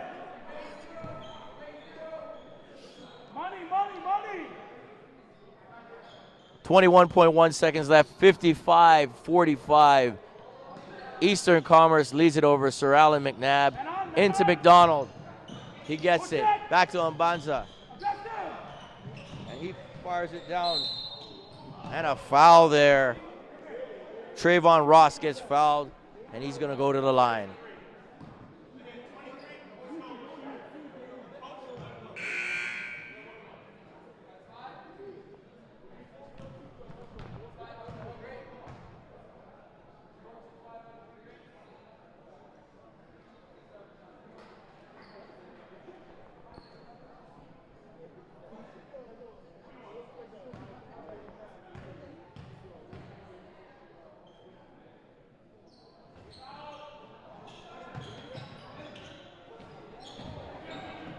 Back to live action, missed free throw, and then Eastern with the hustle, 55-45, 10.7 seconds left. Eastern leads it. This one's pretty much over. They're going to move on. Carrying, or double dribble that is, called by a referee. Turnover, goes back to Eastern Commerce, 7.4 seconds left. Getting it inside to McDonald. Get it out. No need to foul here. The game's over. 3. And there you have it. The final score, 55-45. Eastern Commerce takes it over Father Henry Carr. One of those games where the Eastern Commerce Saints had it in control pretty much for the whole game. And they're moving on again for another year. They're going to move forward. Championship round. They're going to continue on in this tournament. Tarek, your thoughts on the game? Like we said, rebounding was big. Eastern Commerce out-rebounded MacNabb for the majority of the game. And it came down to that. Just rebounding, the size was too much. Nolan Narain had some trouble staying in the game from a physical standpoint. Had some cramps along with Sheldon McIntosh. So they kind of slowed down in the second half physically. And Eastern was able to finish it off. Yeah, tremendous size and length. Like we said, we haven't seen an Eastern team with this much length in a long time, and they really took advantage. It's one thing to have size and to have length, but not use it. They are using it, and they're using their energy as well. And they're using it at all positions, even whether it's the 1, McDonald, or the 2, Casey. They all have length, and they're able to defend at every position as well. They did a good job of it in this game. They were able to come out with a 10-point win. Excellent. And tremendous game there. We're moving on to the last game of the day. The Brampton Centennial taking on Martingrove, the 9 p.m. game. Stay tuned. We're going to take a little break, and we'll be back right here at the 2013 Father Henry Carr Classic, the Early Bird Classic, brought to you by Ill Minds Media, On Point Basketball, and North Pole Hoops. Thanks for tuning in. We'll be back in a couple minutes. Stay tuned.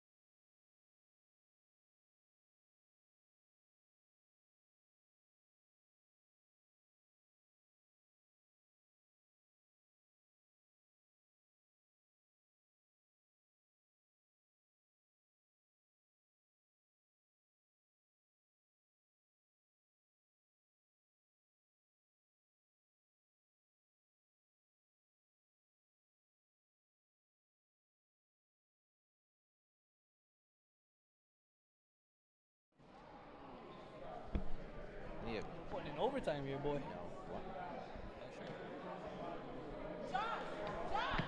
Welcome back to the 2013 Nike Father Henry Carr Classic. My name is Drew Ebanks. I'm joined by none other than the infamous Tarek Sviet. North Pole Hoops in the house, On Point Basketball in the house.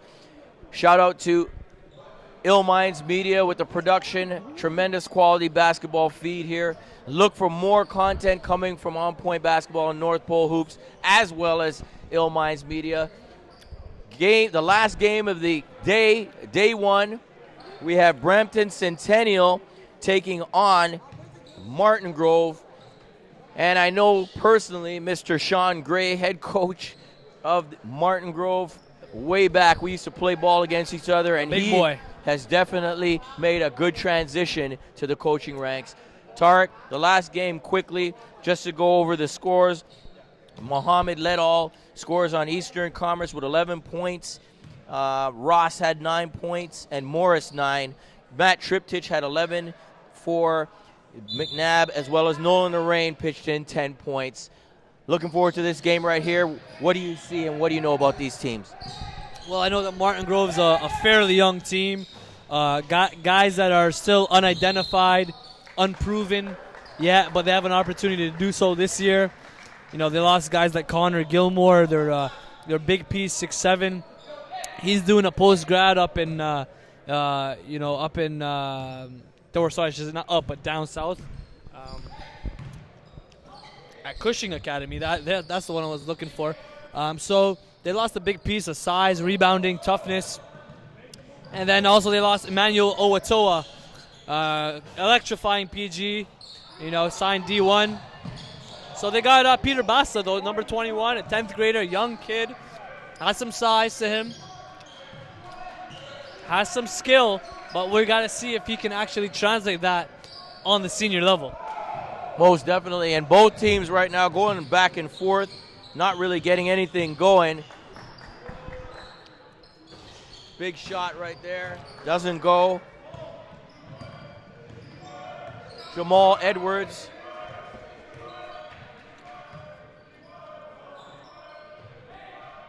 I think he's got a chance to be their guy. As we mentioned earlier, Jamal Edwards for Brampton Centennial.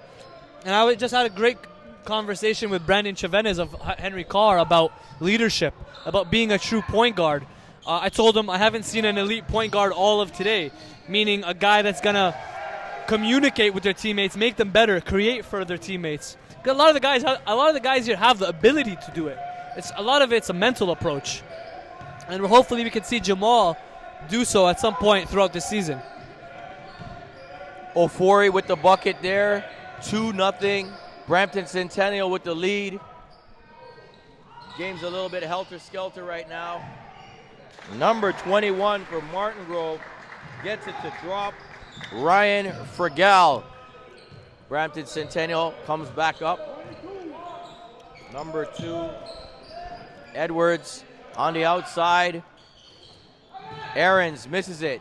Martingrove breaks it out. Number 4 gets it to go. David Anderson the layup and gives Martingrove Bears a 4-2 lead.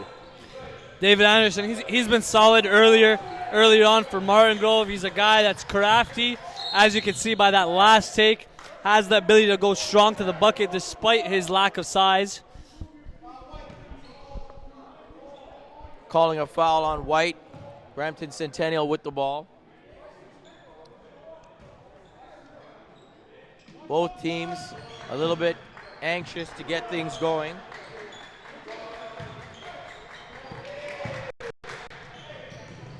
Here comes Martingrove. Oh, beautiful feed.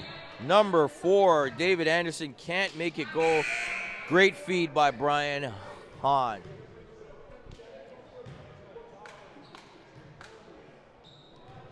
This is, as we said, the last game from day one.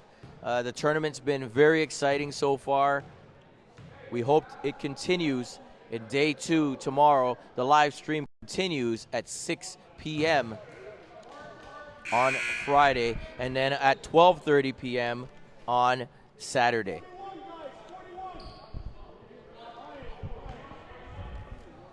So tomorrow Just to recap, you have a new crop of teams playing. You have DeVille, who's got a couple really good prospects. Adi Agunye is a guy who I've been hearing a lot about, ready to make that leap and take control of that team. Damian Prehay, a transfer from Bramalea. He's going to be big for them. Another 6'5", wing forward with strength and athleticism. You have Vaughn, who, technically Vaughn still hasn't been dethroned as an OFSA champ. Last year they had because of the public school strike, they still haven't had the chance to defend their OFSA championship. Do they have enough? They don't have Wiggins. They don't have Troy Reed-Knight. They don't have Roshane Roberts, and the list goes on of guys. Several D1 guys, several CIS guys. Cassius Robertson, another one. But they do have a few new pieces. They have a 6'8" big Khalif Young. He's in our top 5 in the class of 2016 national rankings. And, Gus Gymnopoulos, phenomenal technical coach, who's able to, get his guys to be able to produce on the floor. Jawara Sorry? as well. Jawara as well. Yes, that was the one I was looking for. Jawara Pedikin, a guy in his final year. He will be the undoubted leader of that team. Fauzi Muhammad, another player on that team. We saw him shine at the MPH Ontario Showcase a year ago. And here's Anderson again with a strong tape. Could have been a foul, no call. Let's continue going down this list here. So we talked about DeVille. We talked about Vaughn. Campion has an interesting mix of players. They have Marcus Anderson, who's electrifying. I give him the Russell Westbrook comparison. NCAA Division I coach told me in the summer that is the comparison that he actually gave to him. And I said, you know what? At 6'1", with his athleticism and his speed, yeah, I can see that. And you're going to see him tomorrow combined with Marcus Anderson on Campion. I call him, he's got the best motor in the country outside of Chris Eggy. And that's saying a lot. Andrew Anderson is 6'5". He can guard 4 positions. He does not stop playing, and he plays with that killer instinct. When you see him play, he plays angry. That's the way I refer to him, and I love that. I think coaches love that. Mid-major type prospect, D1 level guy, and we're going to see him tomorrow as Jamal Edwards with a nice baseline finish for Brampton Centennial. Great points, Tarek. I mean, you have the lowdown on a lot of these players. If you need to know anything about Canadian basketball, you got to hit up NorthPoleHoops.com. You got to hit up Tarek Spiet and Elias Spiet. Shout out to the younger brother. I don't know where he is. There he is. I'm looking at him right now. I'm the younger brother. Older brother, that's true.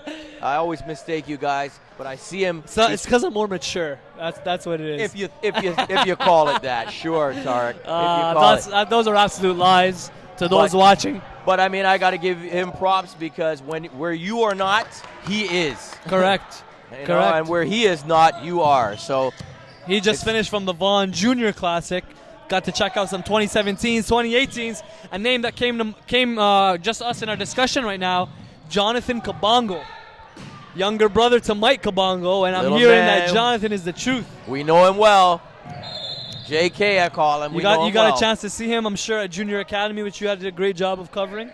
Yeah, Junior Academy, a tremendous program, Canada basketball. Basically, taking some of these kids who are developed in their club teams and their rep teams, picking the top 40 of 2 classes, I believe 99 and 2000, bringing them together over the summer to the Junior Academy. And as you mentioned, Jonathan Kabongo, such a mature young man already. Of course, he understands high-level basketball, has been around his brother Mike Kabongo, has been down to Texas before and hung out with him, so he understands what it takes. And same kind of body, Yeah, that same point type of guard game, body, too. same kind of game, long and lanky arms, and can shoot a little bit, too. He can get it done inside and out. I mean, the thing is, anytime you have a basketball family, if you will, the younger brother, and I say off experience, with all honesty, I was able to be exposed to the game a lot earlier and learn being able to play against my older brother and his friends. So anytime you have that younger brother, he's got the advantage. You know, Jonathan definitely has the advantage. Learn from mistakes that Mike may have had, and everyone has mistakes that growing up. You know, telling him what to do, what not to do. You know, going through the process, NCAA, all that. You know, so Jonathan among a great group, 2017, 2018. I mean, the list goes on here. The Canadian talent is exploding, and yeah, we're here to highlight it throughout this whole weekend. Definitely. Great comments for sure, Tarek. Back to the action here. 8-7 this game. Very tight. Brampton Centennial taking on Martingrove. And Martingrove coached by one of the Canadian basketball legends.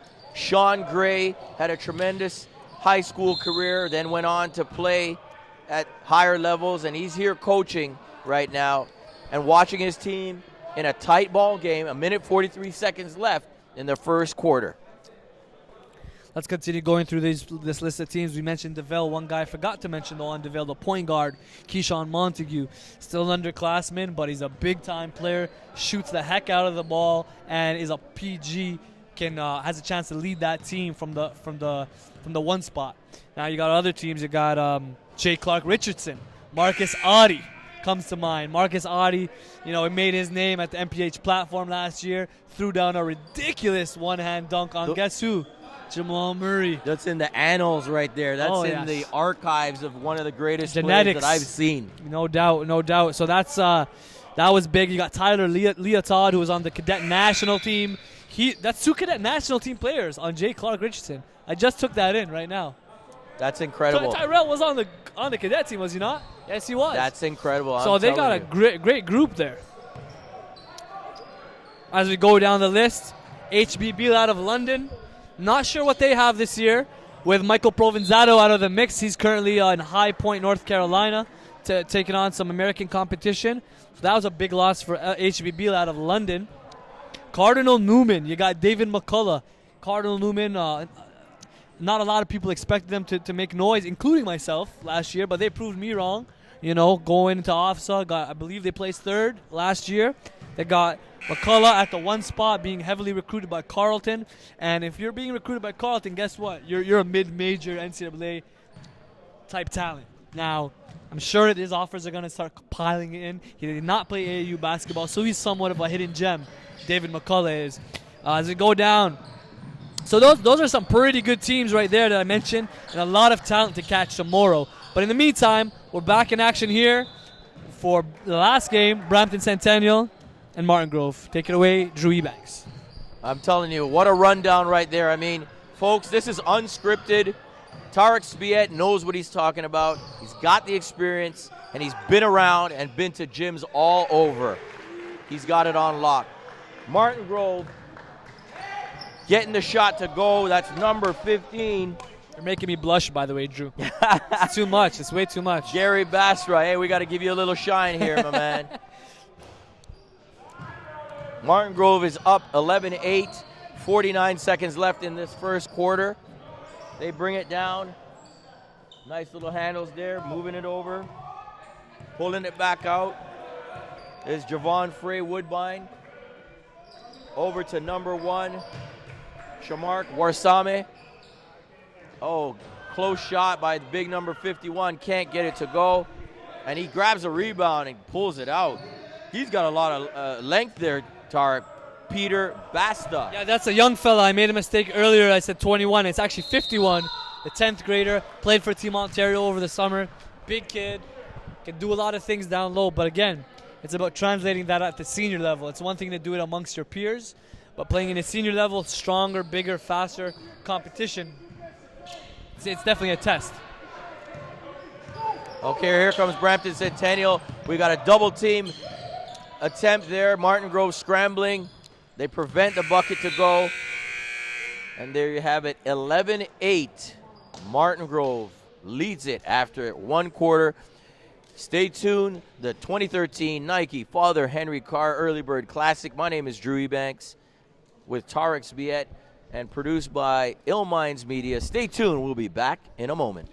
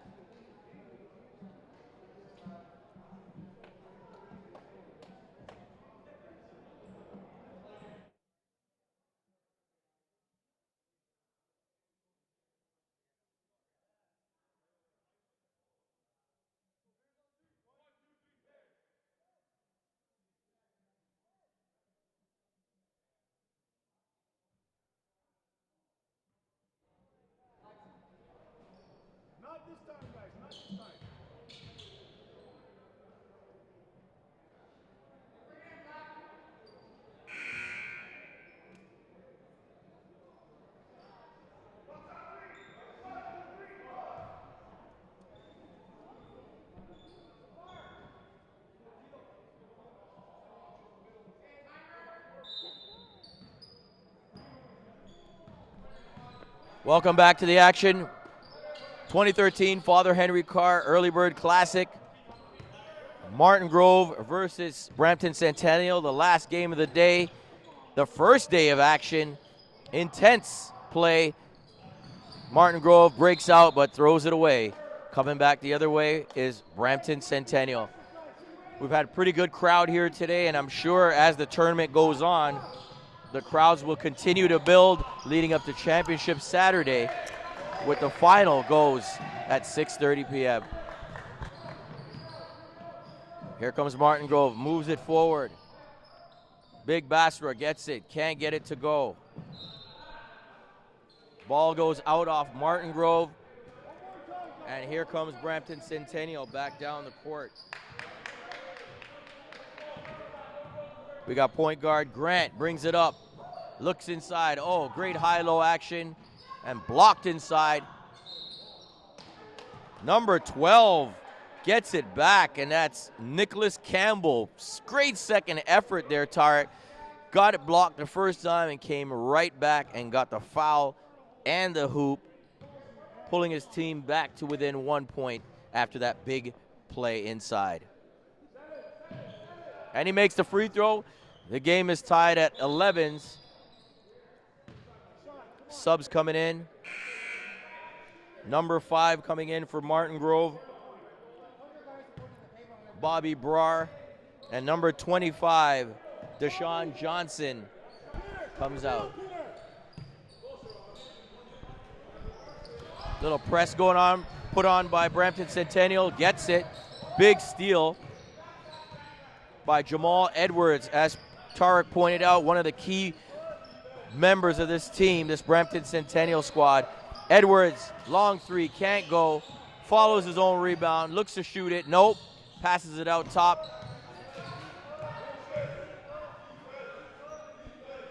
Carlo gets it out top, and there's a foul on Martingrove.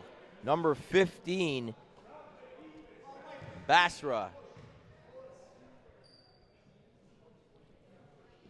gets the foul. And Martingrove is already in the penalty. Number 2 for Brampton, Jamal Edwards, is at the line. 11-11 ball game. Tarek, what do you see so far in this one? I mean, it's a late night game, obviously. You know, the fact that these guys are coming out with a lot of energy, they're still putting the press on. You know, I believe that the loser of this game does not move forward, or if not, both don't move forward. Let me take a look at the. Depending on what happened in their first games. Now, both these teams lost their first game, meaning that they won't be moving forward tomorrow, because tomorrow they still have a chance for consolation on Saturday. That's but right. Tomorrow is a new crop of teams. Back to the live action as we figure out who's going to go on and who's not going on from today's action.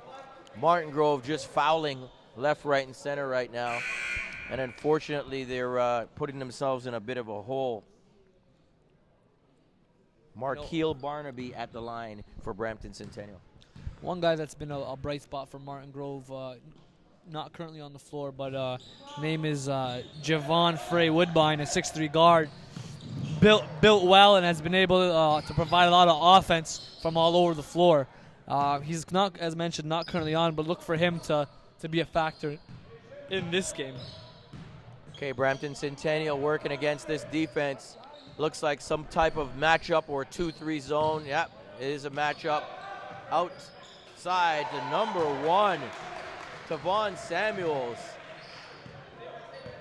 He's ready. Feisty Yeah, player definitely. comes up with a steal and then turns it over. Oh, number 44 gets it to drop. Brian Hahn cuts the lead to 2. It's 15-13. Brampton Centennial, 5 minutes and 30 seconds left in the second quarter. Smoothing it over. Yeah, Jamal Edwards got to work on that stroke there. Shot and missed a few threes. Shoots it with confidence, but definitely if he's looking to play at the next level, he's going to want to improve that jumper. Most definitely. He's got to get that, you got to get in the gym, put in the extra hours, especially over the summer. Now shouldn't be the time you're working on things. You should got that set during the summer, and now it's just refining it and fine-tuning everything you did over the summer. I just want to look for Jamal to lead. And again, I'm going to talk to him the same way I talked to Brandon Chavenes about it. These are guys that have good size for their position, have good speed, are able to get into the cracks of the defense. But I would love to see them create. Now, they're up against a zone defense, so it's sometimes a little bit tough as he gets into the crack and loses it.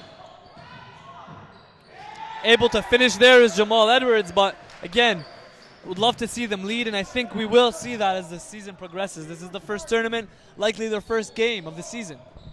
Yeah, you can't expect everything to be solidified. It's way too early. Just feeling things out, checking out the competition, seeing where they stand in this first big tournament of the season. Yep. Back to live action. Martingrove trails it by 4, 17-13, moving the ball, setting things up. Warsame out wide for the 3. He can't get it to drop. That's Anderson, gets a rebound. Oh, what a drive. Tremendous finish inside to cut it to 17-15 with 4:13 left in the second quarter. Oh, there's a foul there. Number 4, David Anderson, moving up, really pressing for no good reason other than trying to maybe get a turnover. I think they'd be best served to just stay home, play solid defense there. They're already in the bonus. They're already in the penalty. They've got to settle down, Martingrove. Free throw is good. 3-point ball game. Brampton Centennial leads. We're putting in some overtime here, 9:30 game. We got tomorrow a lot of action. Starting the live stream, starting off at 6 o'clock. And then, but lots of games before that, right? Definitely, so a lot of games. 3 o'clock game, I believe. Spectators are allowed to come through the 3 o'clock game. Well, tomorrow. I would recommend. Sorry to interrupt you, Drew, but I would recommend the 1:30 game. The Ville vs. Vaughan's going to be good.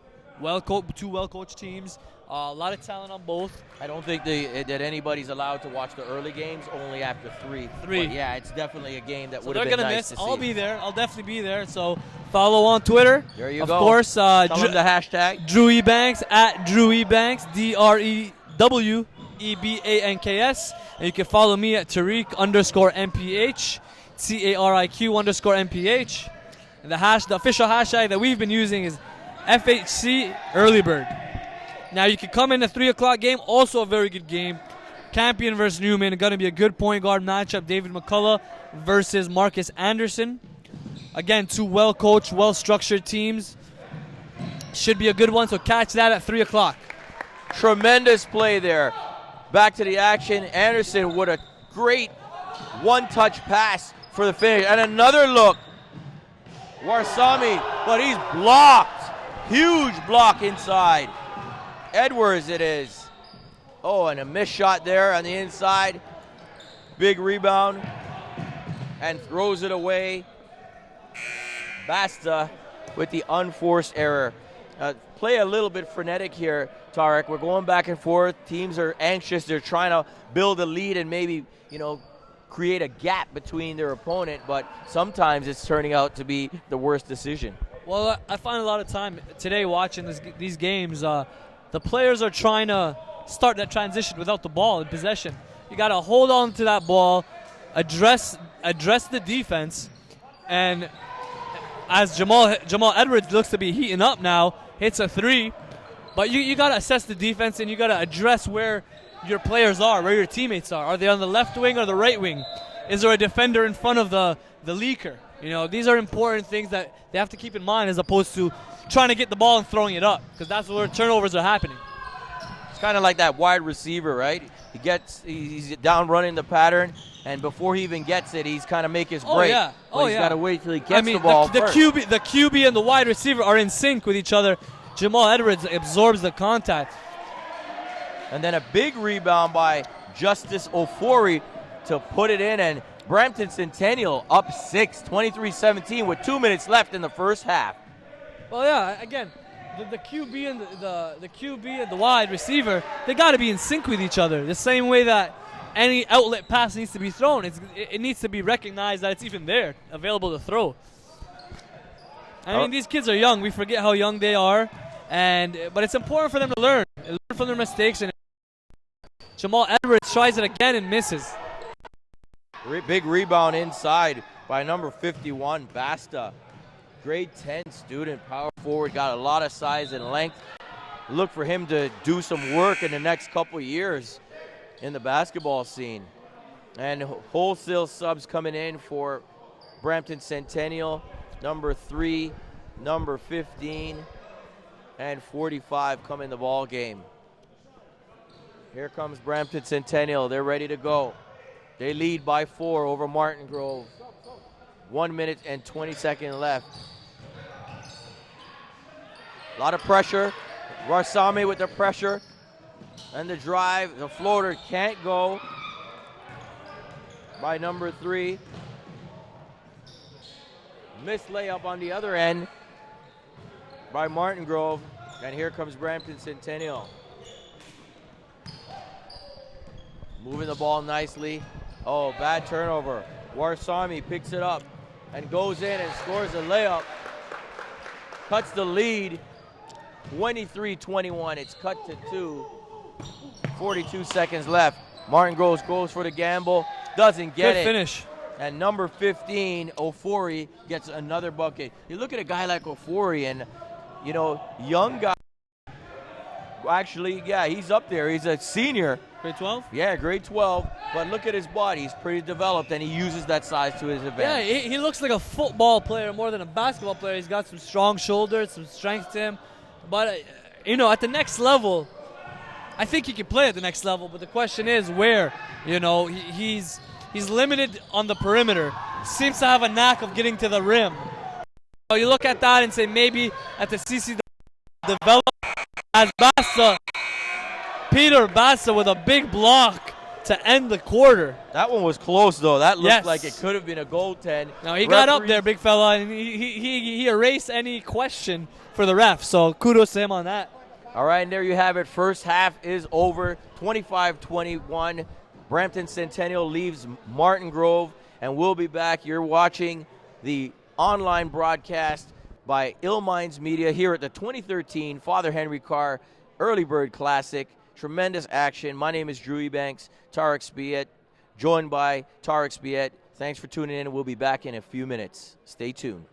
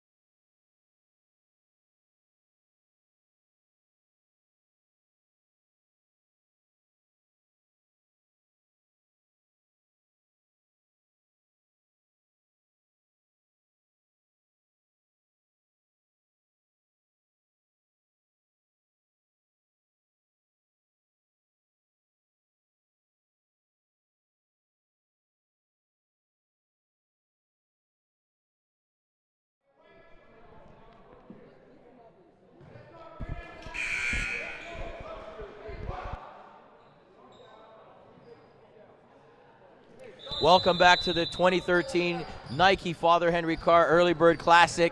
You're watching Martingrove versus Brampton Centennial. Welcome back. My name is Drew Ebanks alongside Tarek Spiet of North Pole Hoops.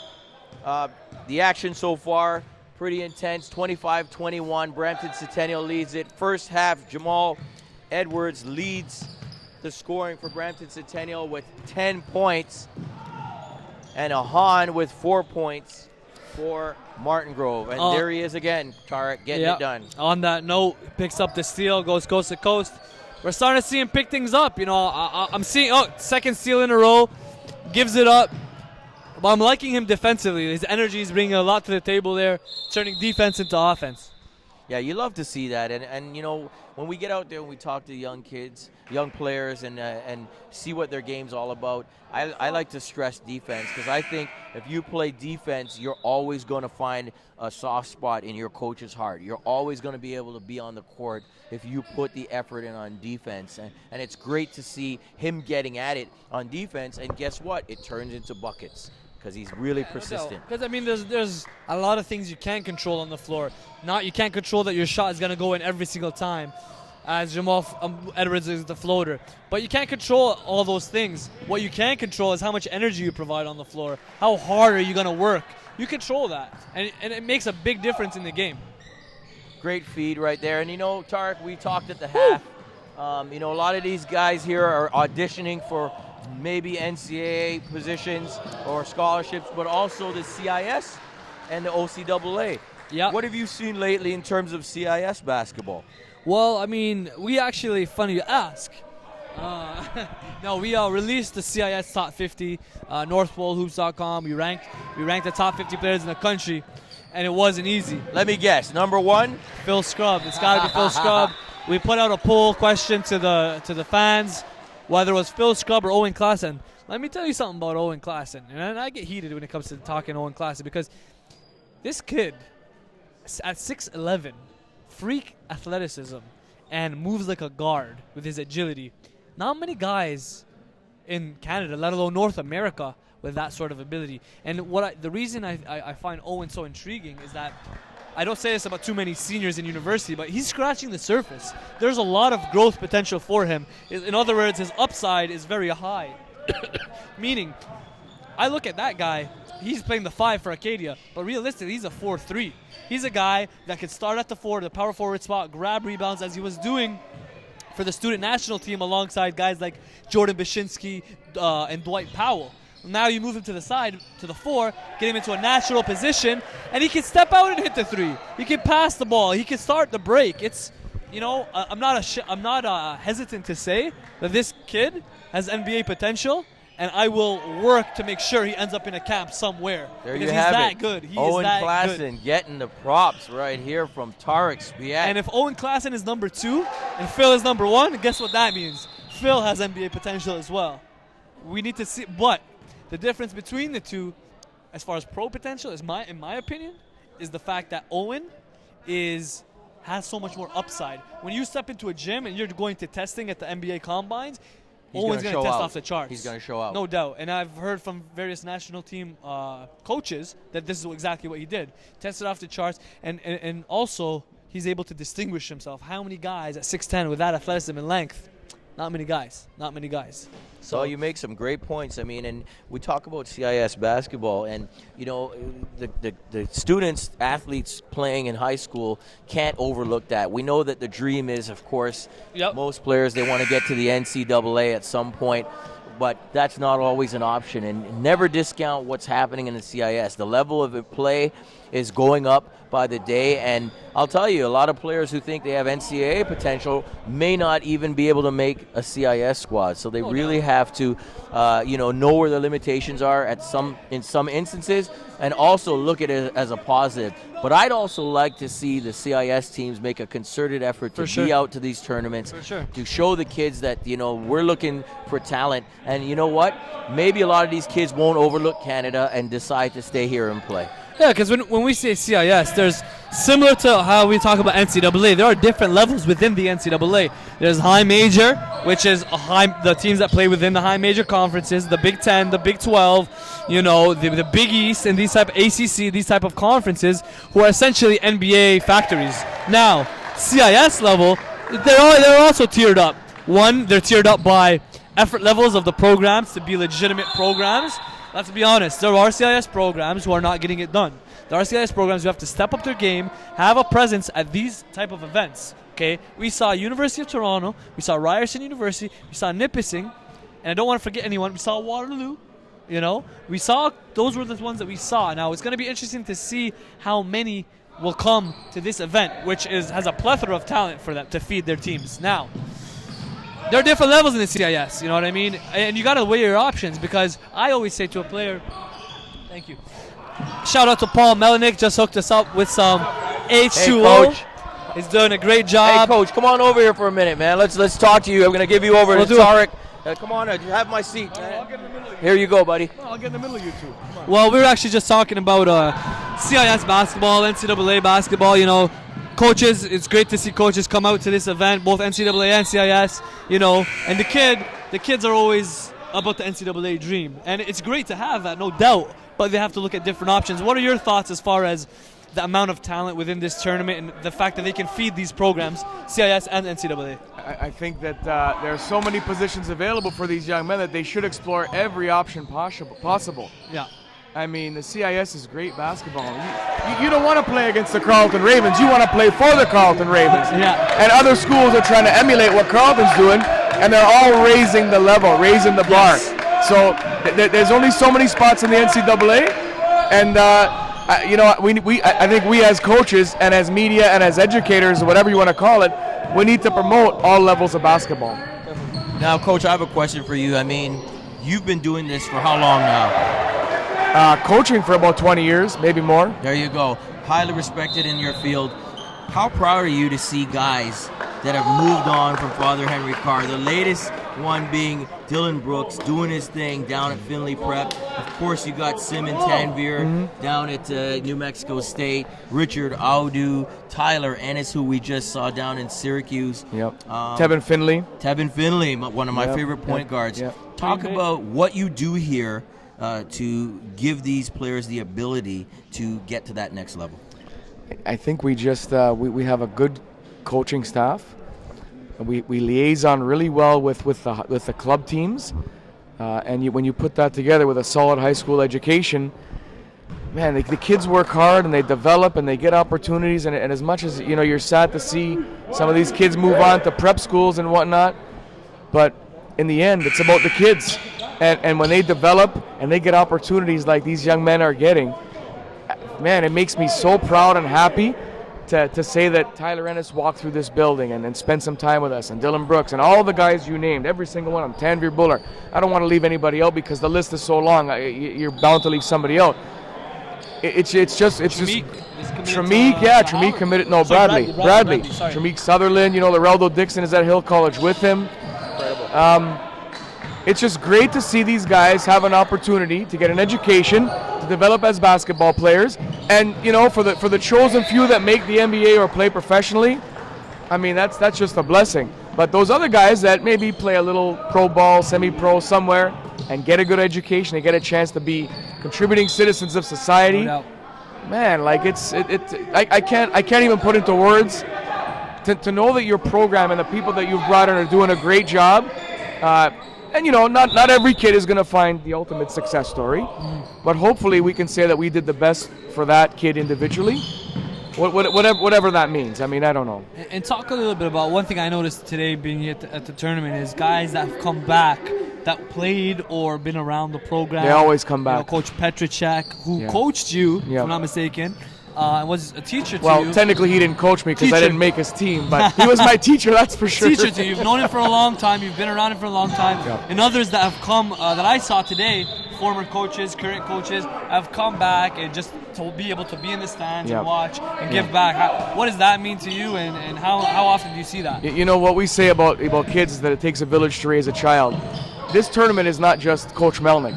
It's all the teams, it's all their coaches, it's you guys, it's every member of the media, it's all the student volunteers. I don't know why, but people like to come to this tournament. Well, it's high-level stuff. I don't know. It's Besides the stuff. high-level basketball, I don't know if it's got to do with the ambiance created. Maybe in the because gym, it's small. smaller, intimate, but You know, it's a packed house. But I'll tell you what, we had an exhibition game last week, and I was telling the guys, like, this would rival any major high school, prep school in the U.S. No doubt. You know, the level of loudness. Who'd you guys play? St. John Kilmarnock from Kitchener. Yeah. And, the cheerleaders are cheering, the people are cheering.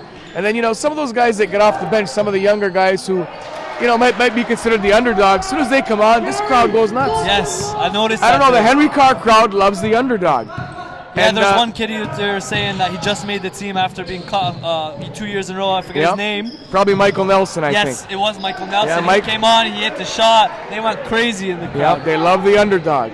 Love that. So, you know what? It really makes you feel good about putting in the late hours, the long hours. As long as people like what we're doing here and the kids are successful, I don't know what more you can ask for. That's great. No, that's great. Paul Melnick, head coach of Father Henry Carr, silver medalist at OFSA last year. Talk a little bit about, to close things off, talk a little bit about your goals this year. You guys lost Dylan Brooks, Tanvir Bullard, big pieces, Josh Bell. A lot of seniors graduated to the next level. We lost a lot of guys to graduation. Absolutely. Kenrick, Josh, Loreldo, Tanvir, and then we lost Christian Hewitt to prep and Dylan Brooks to prep. That's a lot of talent. Yes, it is. But we had a lot of good talent coming back. It's not as big as Tanvir or Dylan. Yeah. And we filled a couple spots with some transfers, and we got some grade 10s moving up. I like our team. I got to tell you, they might be the ideal team to play the style that I like to play on both sides of the ball. A lot of depth, a lot of speed. Yeah, it might take some time to understand all the concepts, and it's not like it's rocket science. Just that it happens so quick that if you got to think, it's too late. You got to react. So now, one thing that I'll say from my personal experience watching the team, you guys had a talented team last year, almost got over the hump, almost got over the mountain. This year, have another opportunity to do so. As far as discipline goes, or not discipline, but composure with regards to players. You gotta have a guy like Brandon Chavenes. I spoke to him and said he's got to be a leader. He's got to be the guy that when things are crazy, settling them down. What was that missing element that you guys need to get over the hump? That's a really good question. I'm not sure I have an answer for that right now. I'm not sure we didn't win last year for lack of discipline. People don't realize that we had 3 surgeries last year. Yeah. So we never really played with a full lineup from the early bird till March. Right. That kind of set us back. Discipline is a key. Not discipline, but composure. I would say from a point guard standpoint. Absolutely. I think we had some pretty good point guards last year, and I think that Brendan Chavenes and Ty Stewart Nelson this year. Yes, Ty Stewart as well.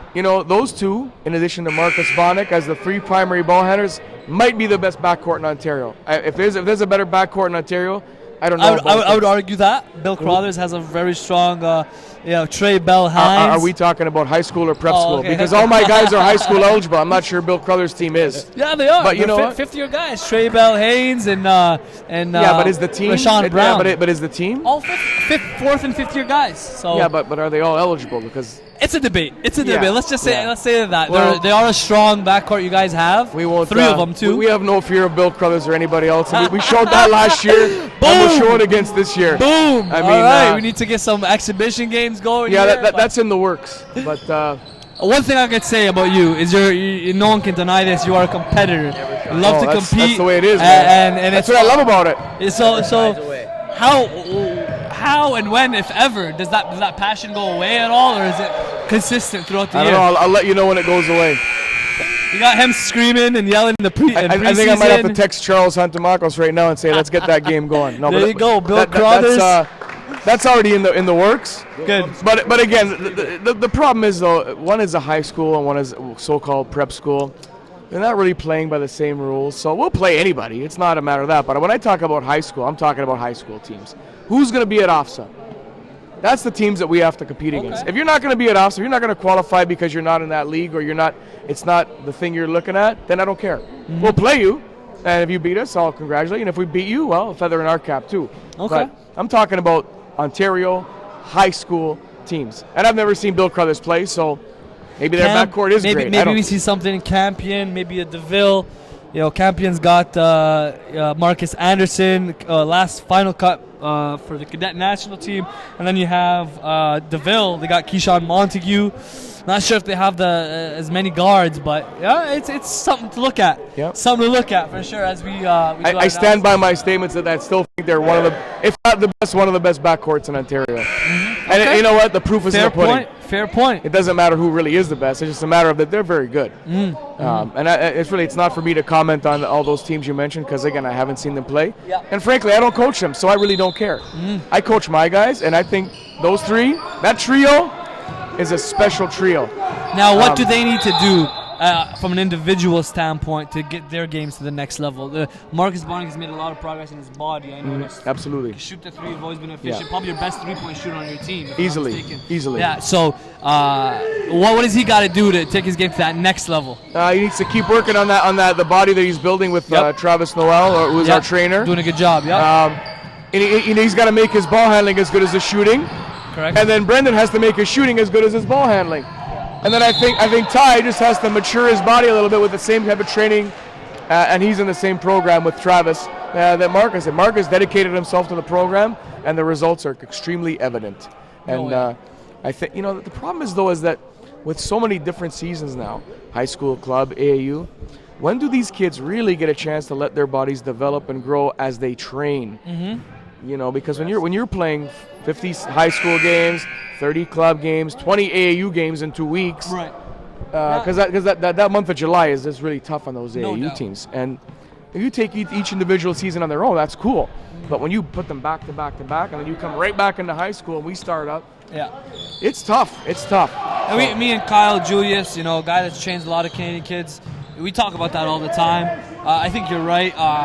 Not to crucify AAU because AAU is a great experience. I didn't say anything against AAU. What I'm saying is because we have, I'm I'm saying there's a lot of seasons now. Yes. That's not. I didn't criticize AAU one bit. No. And just to say for the record, because a lot of the time AAU they kind of get looked down upon. But I think it's a great. Whether it's in August, they take the time to really train, develop. Right. August, September, October. Right. They can't be playing basketball all year round. You gotta develop your skill set. So that's the main thing. And your body has to have time to rest and recover. Absolutely. You can still train, but get that rest and recovery at the same time. It's the games that I think we play too many games. Even we play too many games in the high school season, just the high school season alone. Yeah. So, but I still think going back, those three guys, I'm really proud of them, and I really want to see them continue to develop because, as much as we're a very deep team, those three guys are the pillar. How about the young guys? How about the 10th graders on your team? They're pretty good. Anthony McNish. Yeah, Anthony McNish and Grant Audu are pretty good for grade 10s, man. Even is it Kyle? Kyle Lefebvre, I grade like 11, him. he's I like very him a good lot. too. We're trying to develop those guys as much as possible because they're all going to be an integral part of whatever this team becomes along the way. So, but it's such a competitive season because there are so many good high school teams now.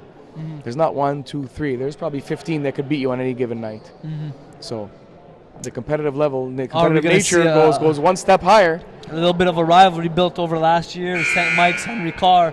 When would we be seeing them? Would you guys be clashing maybe at the Humber Classic? Could be. Who knows? Everybody's at Humber. Yeah, it's going to be a good tournament next weekend. Yep. Humber Classic. Guys are listening on the stream. It's going to be another big-time tournament following this one. So definitely go check that out. Thank you, sir. Paul Melnick, head coach of my pleasure, Henry guys. Carr Crusaders. Thanks very much for doing what you're doing tonight, tomorrow, and Saturday. Thank you. Thank you for having us. Thanks for having us, Coach. Great job. And we wish you guys much success as always. And maybe you can get that chip this year, man. Maybe. Come back and get it done. Keep trying. Thanks, guys. Thanks, Coach. That was always tremendous. I love it. Coach Melnick, he's a guy who takes things seriously. He lives the sport. He doesn't just, he's not just in it. He lives it, eats it, breathes it. And he loves these kids. I've had a chance to spend some time with him last season, and he really cares. He really cares. And when guys like, Dylan Brooks or other players or seniors graduate, it really, it matters. It hurts. Yeah, it hurts a bit. I know he's happy for them, of course, which is what he pointed out. But it's a family here, right? Yeah. No doubt. So let's get back a little bit to the action here. It looks like Martingrove has come back, and it's right in the game. Basically, looks like they're up 3. Yeah, they're up 3 now from being down on Brampton Centennial.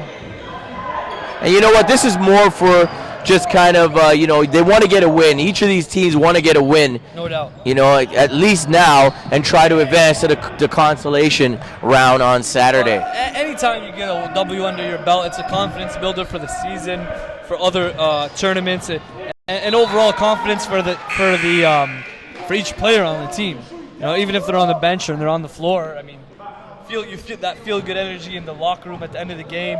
People can speak on a high note without any negative energy. So it does mean every game matters and every possession matters. As I've talked to a lot of players, it's energy, motor. We talk about that word all the time. Those intangible traits, those can distinguish a player so easily. And we don't see enough of it, but we want to see more so that it distinguishes it for us as media, but also, and maybe more importantly, for coaches at the next level that are trying to recruit.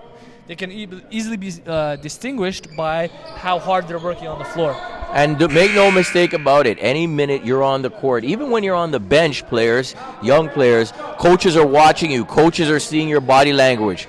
They're seeing how you're going to react to certain situations. They're watching if you're cheering your players when they make good plays. They're watching if you're high-fiving your players when they come off.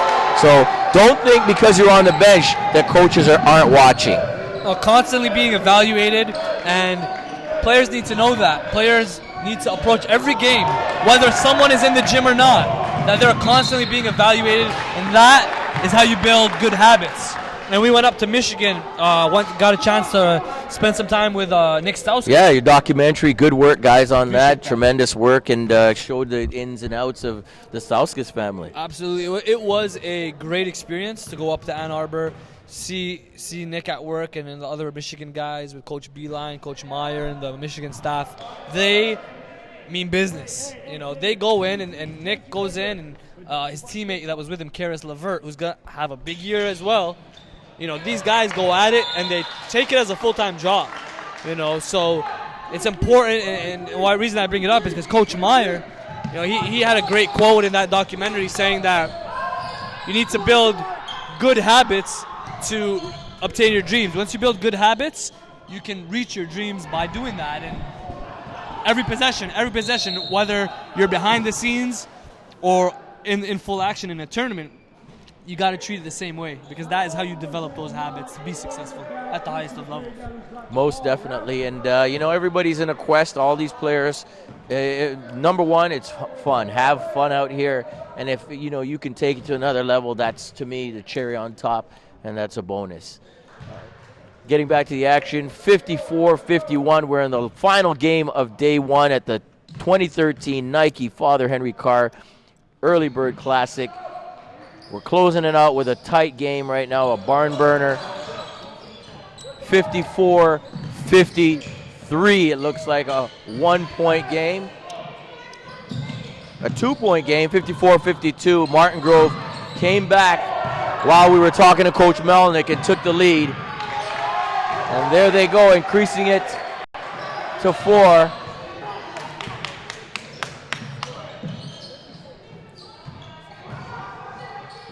No, it's going to be changed again. It's back to 3 now. The lead is 3 from Martingrove, and they get it. Coming down.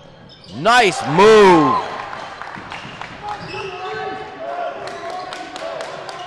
Frey Woodbine with the hoop.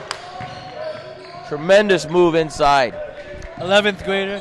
Still's got a lot of time to grow, mature. He looks like he has got a good, strong body already on him.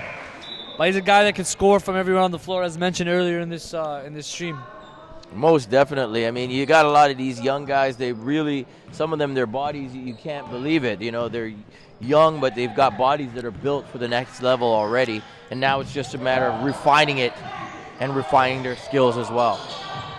No doubt, it's kind of it's an illustration of the growth and the evolution of the game. Like, I talk about it to coaches all the time. Like, we talked about that 2016 class earlier today.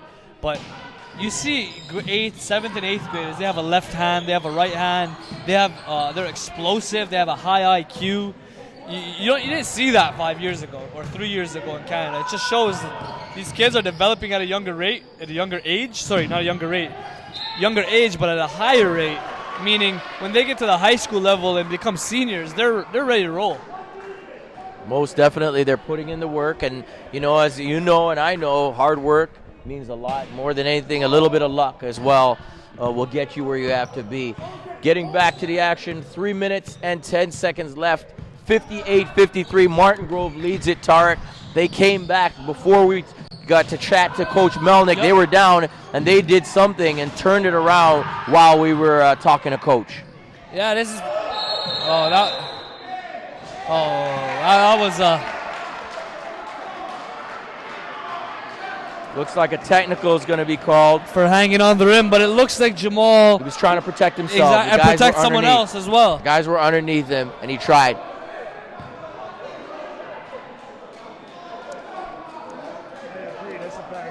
Yeah, he was trying to protect himself. He knew if he fell, somebody was underneath him. That's a safety precaution. Refs got to take that into account, but nonetheless. Coach Sean Gray agrees. That's a play that's unfortunate right there. It's for the protection of all players involved.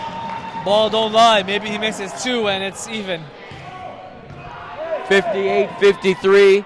59-53, Martingrove leads it.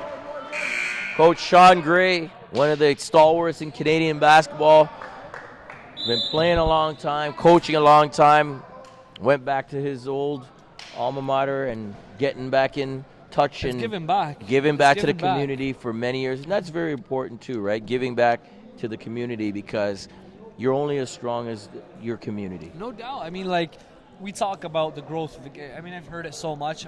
How and why has the game grown? Well, people attribute it to all different sorts of things, but I wrote a piece recently for the Basketball Times, an American publication, and it's a magazine. Now, while I was doing my research and talking to different people, talking to different coaches, AAU club coaches, I talked to different trainers, older heads, guys that are 50, 60 are done from the game. And one thing I realized is it's exactly that, giving back to the community. You look at different AAU and club programs who were former players or been around the game and now are giving back. You look at us as media, giving back to the game as former players or guys that wanted to play at a high level. You look at parents. Parents is a big thing. Take a look at Kevin Pangos, Kelly Olenek, Andrew Wiggins, Corey, DeVoe Joseph, Jamal Murray. Their parents are all involved. At a high level. They are able to teach the game. So now, all of a sudden, kids are growing up. They're not being coached by someone that doesn't know the game or hasn't been around the game. They are put in positions where they are being taught by people that have been around the game at a high level. In some cases, they're being taught by NBA players. In Wiggins' case, in some cases, you're being taught by guys that played either D1 or even high school or CIS. There you go. So it's the growth of the game, the evolution of the game. Most definitely. Tremendous defense right there. Martingrove trying to solidify this win. Oh, and a layup. Trey Woodbine gets it to go with the left hand, and look at him playing D. Shuffling his feet. Defense shuffling his feet in there and riling up the crowd, getting the steal. Oh, great pass. Great pass by the big fella. Trey Woodbine gets it to go, and he's hyped right now. He's got the energy.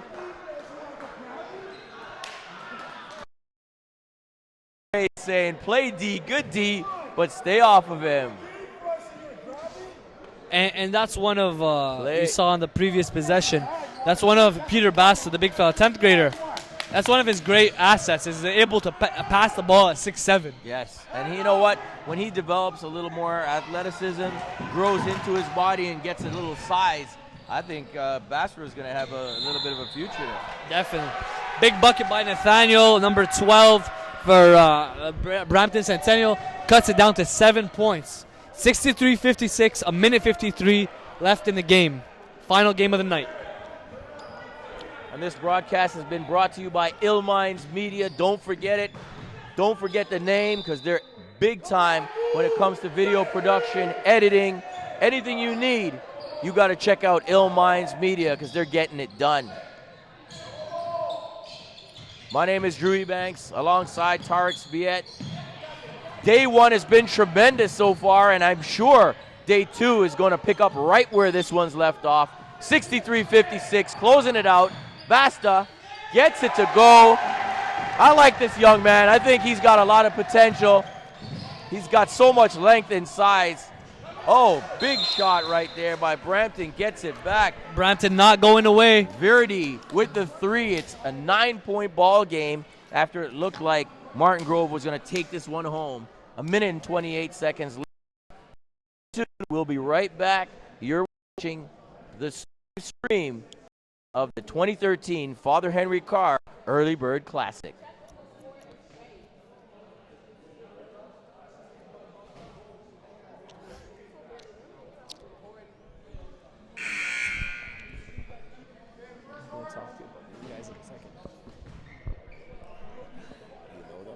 Not really.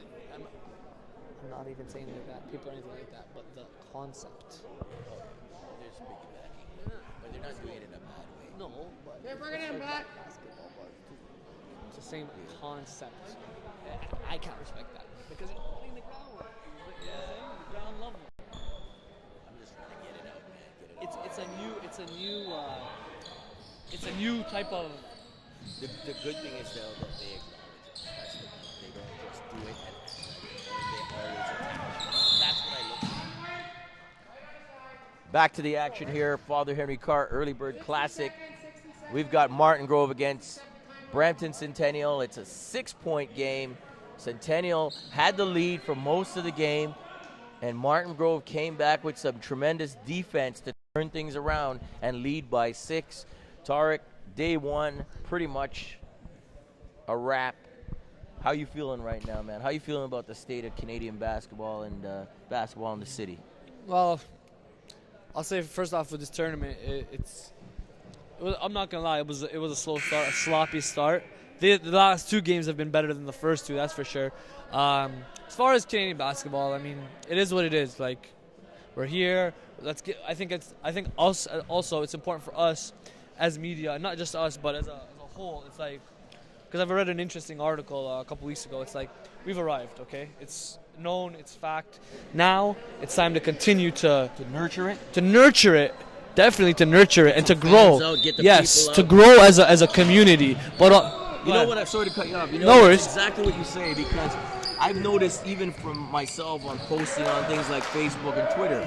Now I'm getting other people who are not media posting things and retweeting and sharing on Facebook about our Canadian players. Yeah, and that's a positive thing, no doubt about it. But you know, it's important to nurture it, and it's also to grow the game. We always say at North Pole Hoops, grow the game from the inside out. You know what I mean?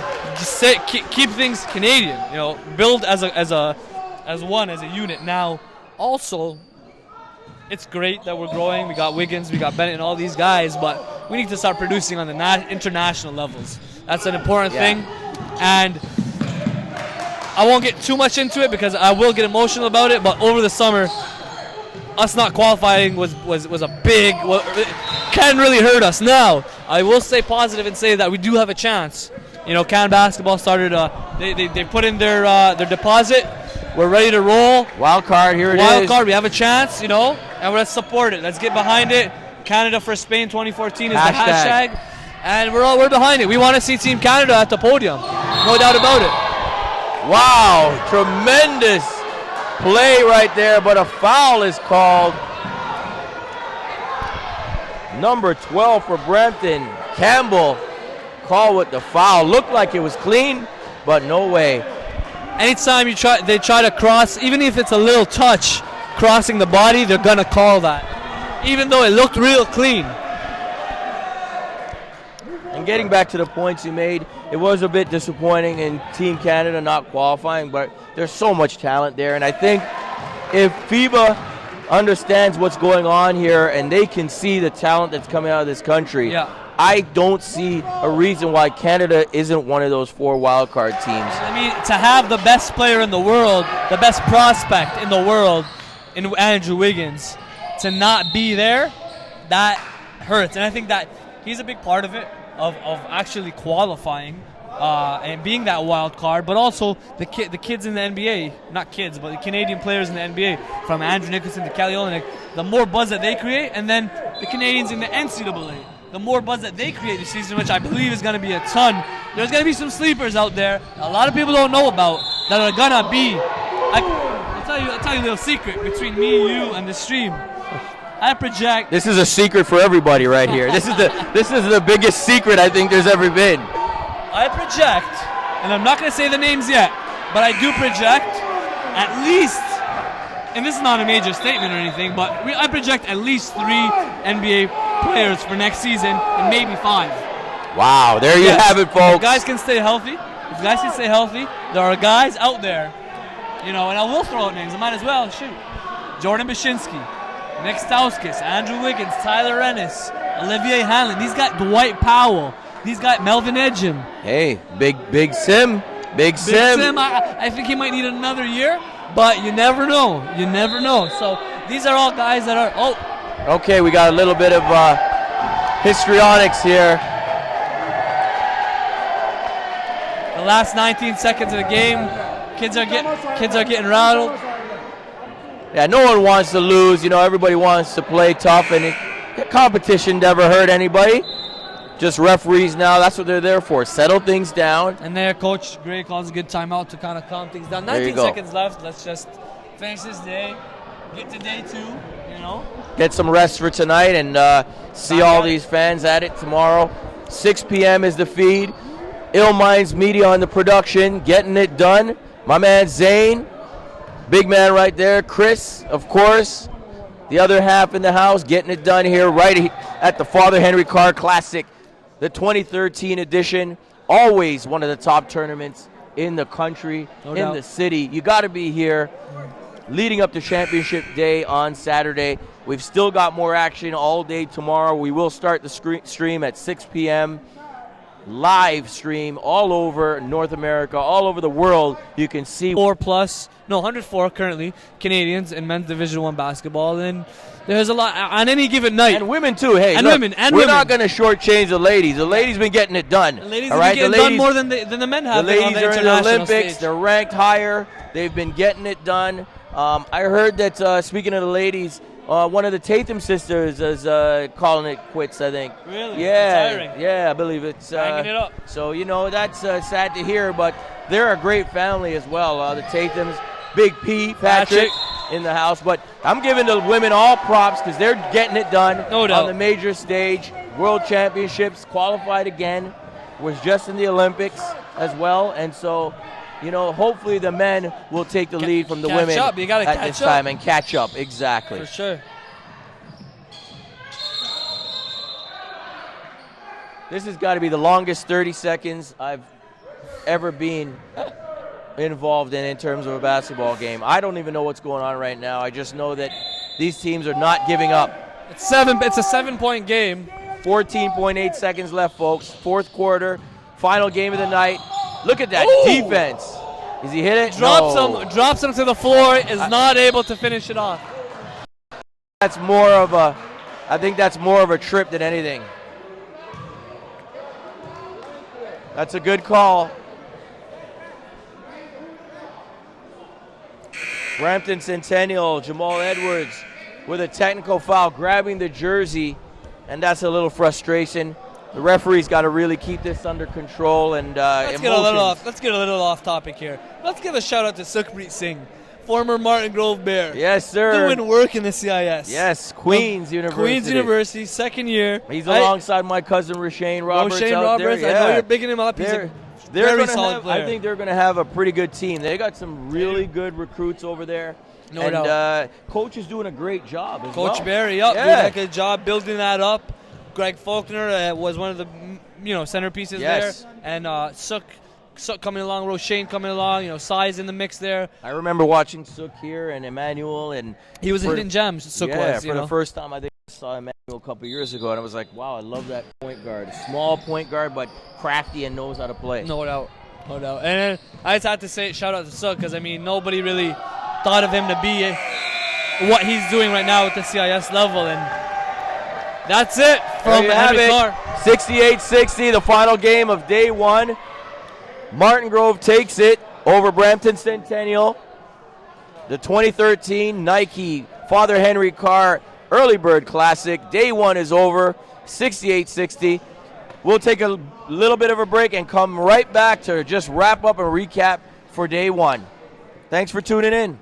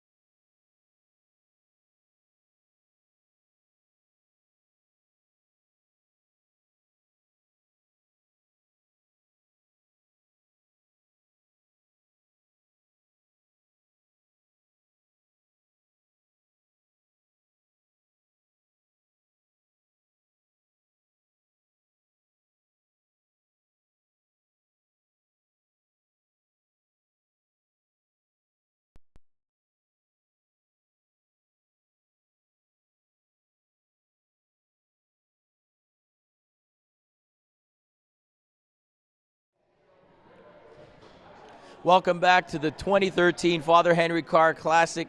My name is Drew Ebanks. I'm with Tarek Spiet. Tarek, what a day today. Day one, a lot of action. Most of the usual suspects, they went through and did what they had to do. Just your general impression of day one so far. So ultimately, Henry Carr, Eastern Conference advance. Last year they met in the championships. There is a chance they do the same.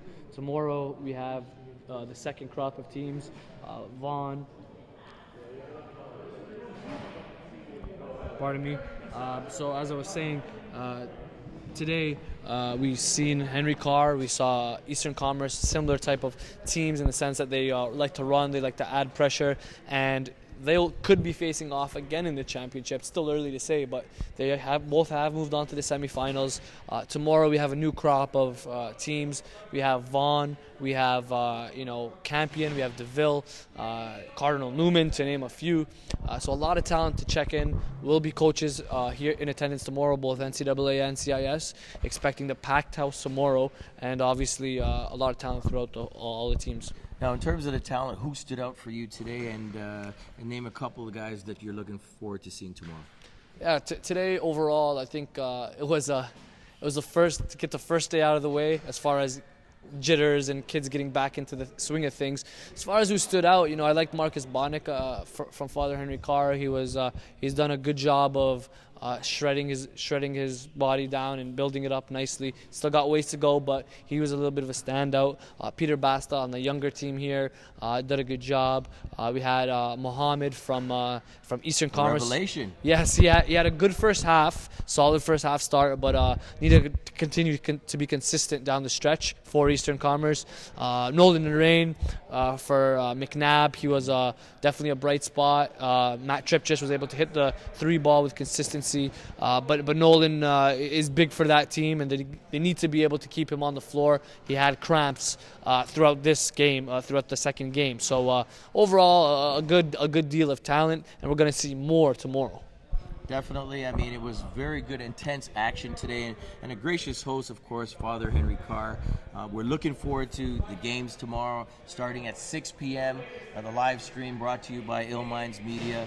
We're going to be here right through to the night, just like we were tonight. And on Saturday, the feed goes from 12:30 p.m. as well. Now we'll bring in your brother Elias to talk a little bit about what happened in the junior tournament today. Elias, come on through, man. How you doing, guys? How you doing, brother? Very good, thank you. All right, man. Just where you were today, and talk about what you saw so far in the junior tournament. Yeah, so I was at the Vaughan Junior Classic. A lot of jitters. Teams really getting to know each other, learning their sets, so on and so forth. But overall, I think. Thanks, Coach. He's getting his shine right here. Overall, I think Vanier, St. Mike's, and I'm hoping to see Father Henry Carr tomorrow as well. I think those are the top teams to beat. Jonathan Kabongo really stood out to me. Really a cerebral guard. Yeah, he's got the full package already. Minus 3-point shooting. Other than that, he's very intelligent and really knows where his teammates are on the floor. So I was very impressed by him. All right, sounds good, man. Anything else you want to point out from today? There's another guy, John Vanier, Cassius. He's really improved, and one thing we're always looking for is the guys that are making progress. So I got to give a shout out to him. He's really stepped up his game, become more explosive in the full court. So looking forward to tomorrow. All right, definitely. Thanks a lot for giving us that rundown, Elias. North Pole Hoops getting it done. Ill Minds Media with the production did a great job. On Point Basketball here as well. The 2013 Nike Father Henry Carr Early Bird Classic. Stay tuned tomorrow, 6 p.m. for the first game, a first of 3, and we're signing out. Thanks for tuning in. All the best. Have a good night.